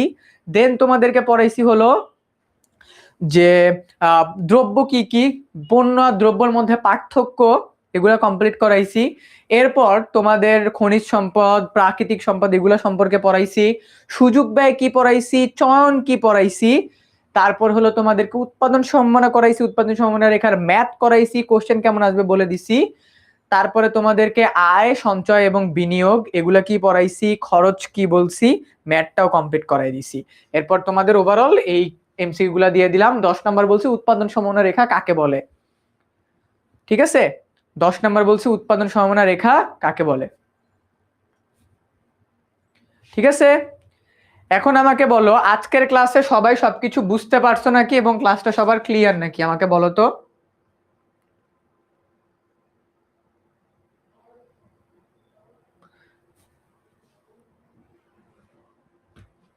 বলো। সবাই আজকে ক্লাসের অল ডিটেইলস সবকিছু বুঝতে পারছো নাকি? এবং আমি যেটা প্রমিস করছিলাম ক্লাসের পড়া ক্লাসেই শেষ করব। ক্লাস শেষ করে জাস্ট তোমার কাজ হলো বোর্ডের কোশ্চেনগুলো রিভিশন করবা, প্র্যাকটিস করবা, দ্যাটস ইট, আর কিচ্ছু না। তোমার কাজ হলো বোর্ডের কোশ্চেনগুলো প্র্যাকটিস করা। ওকে, ক্লাস কেমন লাগছে এটা এসএসসি 27 স্টাডি সুপার স্টুডেন্টস গ্রুপে রিভিউয়ের মাধ্যমে জানাই দিও, তাহলে আমি বুঝতে পারবো যে হ্যাঁ তোমরা সবাই সবকিছু বুঝতে পারছো। এখন আমাকে বলো আজকের ক্লাসটা সবার কেমন লাগছে, বলো কেমন লাগছে সবার আজকের ক্লাস। হ্যাঁ এই তো সবাই বলতেছে আজকের চ্যাপ্টার একদম ক্লিয়ার। ইয়েস, একদম ক্লিয়ার, এক ক্লাসেই কিন্তু সবকিছু ক্লিয়ার। ঠিক একইভাবে ভাইয়া বাকি যে কয়টা ক্লাস আছে প্রতিটা ক্লাসে একটা একটা করে চ্যাপ্টার ক্লিয়ার হবে, প্রতিটা ক্লাসে একটা করে চ্যাপ্টার ডান, কোনো ভয় নেই। আমি বলছি না প্রথম অর্থনীতিতে তোমার কোনো ভয় নেই ভাইয়া, আছি না? ঠিক আছে, আমি বলছি অর্থনীতিতে তোমার কোনো ভয় নেই, অর্থনীতিতে তোমাকে আমি যেভাবে পড়াই দিব তোমার কাজ নোট করবা আর বোর্ডের কোশ্চেন প্র্যাকটিস করবা, দ্যাটস ইট। ঠিক আছে, সো এসএসসি 27 সুপার স্টুডেন্টস গ্রুপে রিভিউ দিয়ে দিও, আমি দেখবো না তোমাদের ক্লাসটা কেমন লাগছে। ওকে, সো সবাইকে থ্যাংক ইউ সো মাচ। তোমরা যদি কেউ রিভিউ করতে চাও, ছবি তুলতে চাও, নিতে পারো।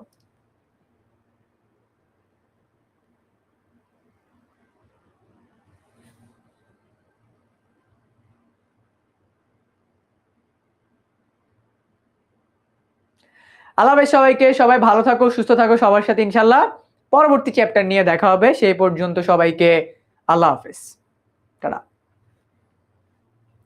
13 নাম্বারটা স্লাইডের ভেতরে আছে। 13 নাম্বারটা বলতে কি বলছে, বোতলবন্দি পানি, তার মানে বোতলের পালের পানি না কিনে খাই, ওটাকে কেন আমরা সম্পদ বলি? কারণ অর্থনীতির যে 4টা আমাদের বৈশিষ্ট্য, ওই 4টা বৈশিষ্ট্য এই প্রোডাক্টের ভিতরে পাওয়া যায়। আল্লাহ হাফেজ সবাইকে, টাটা।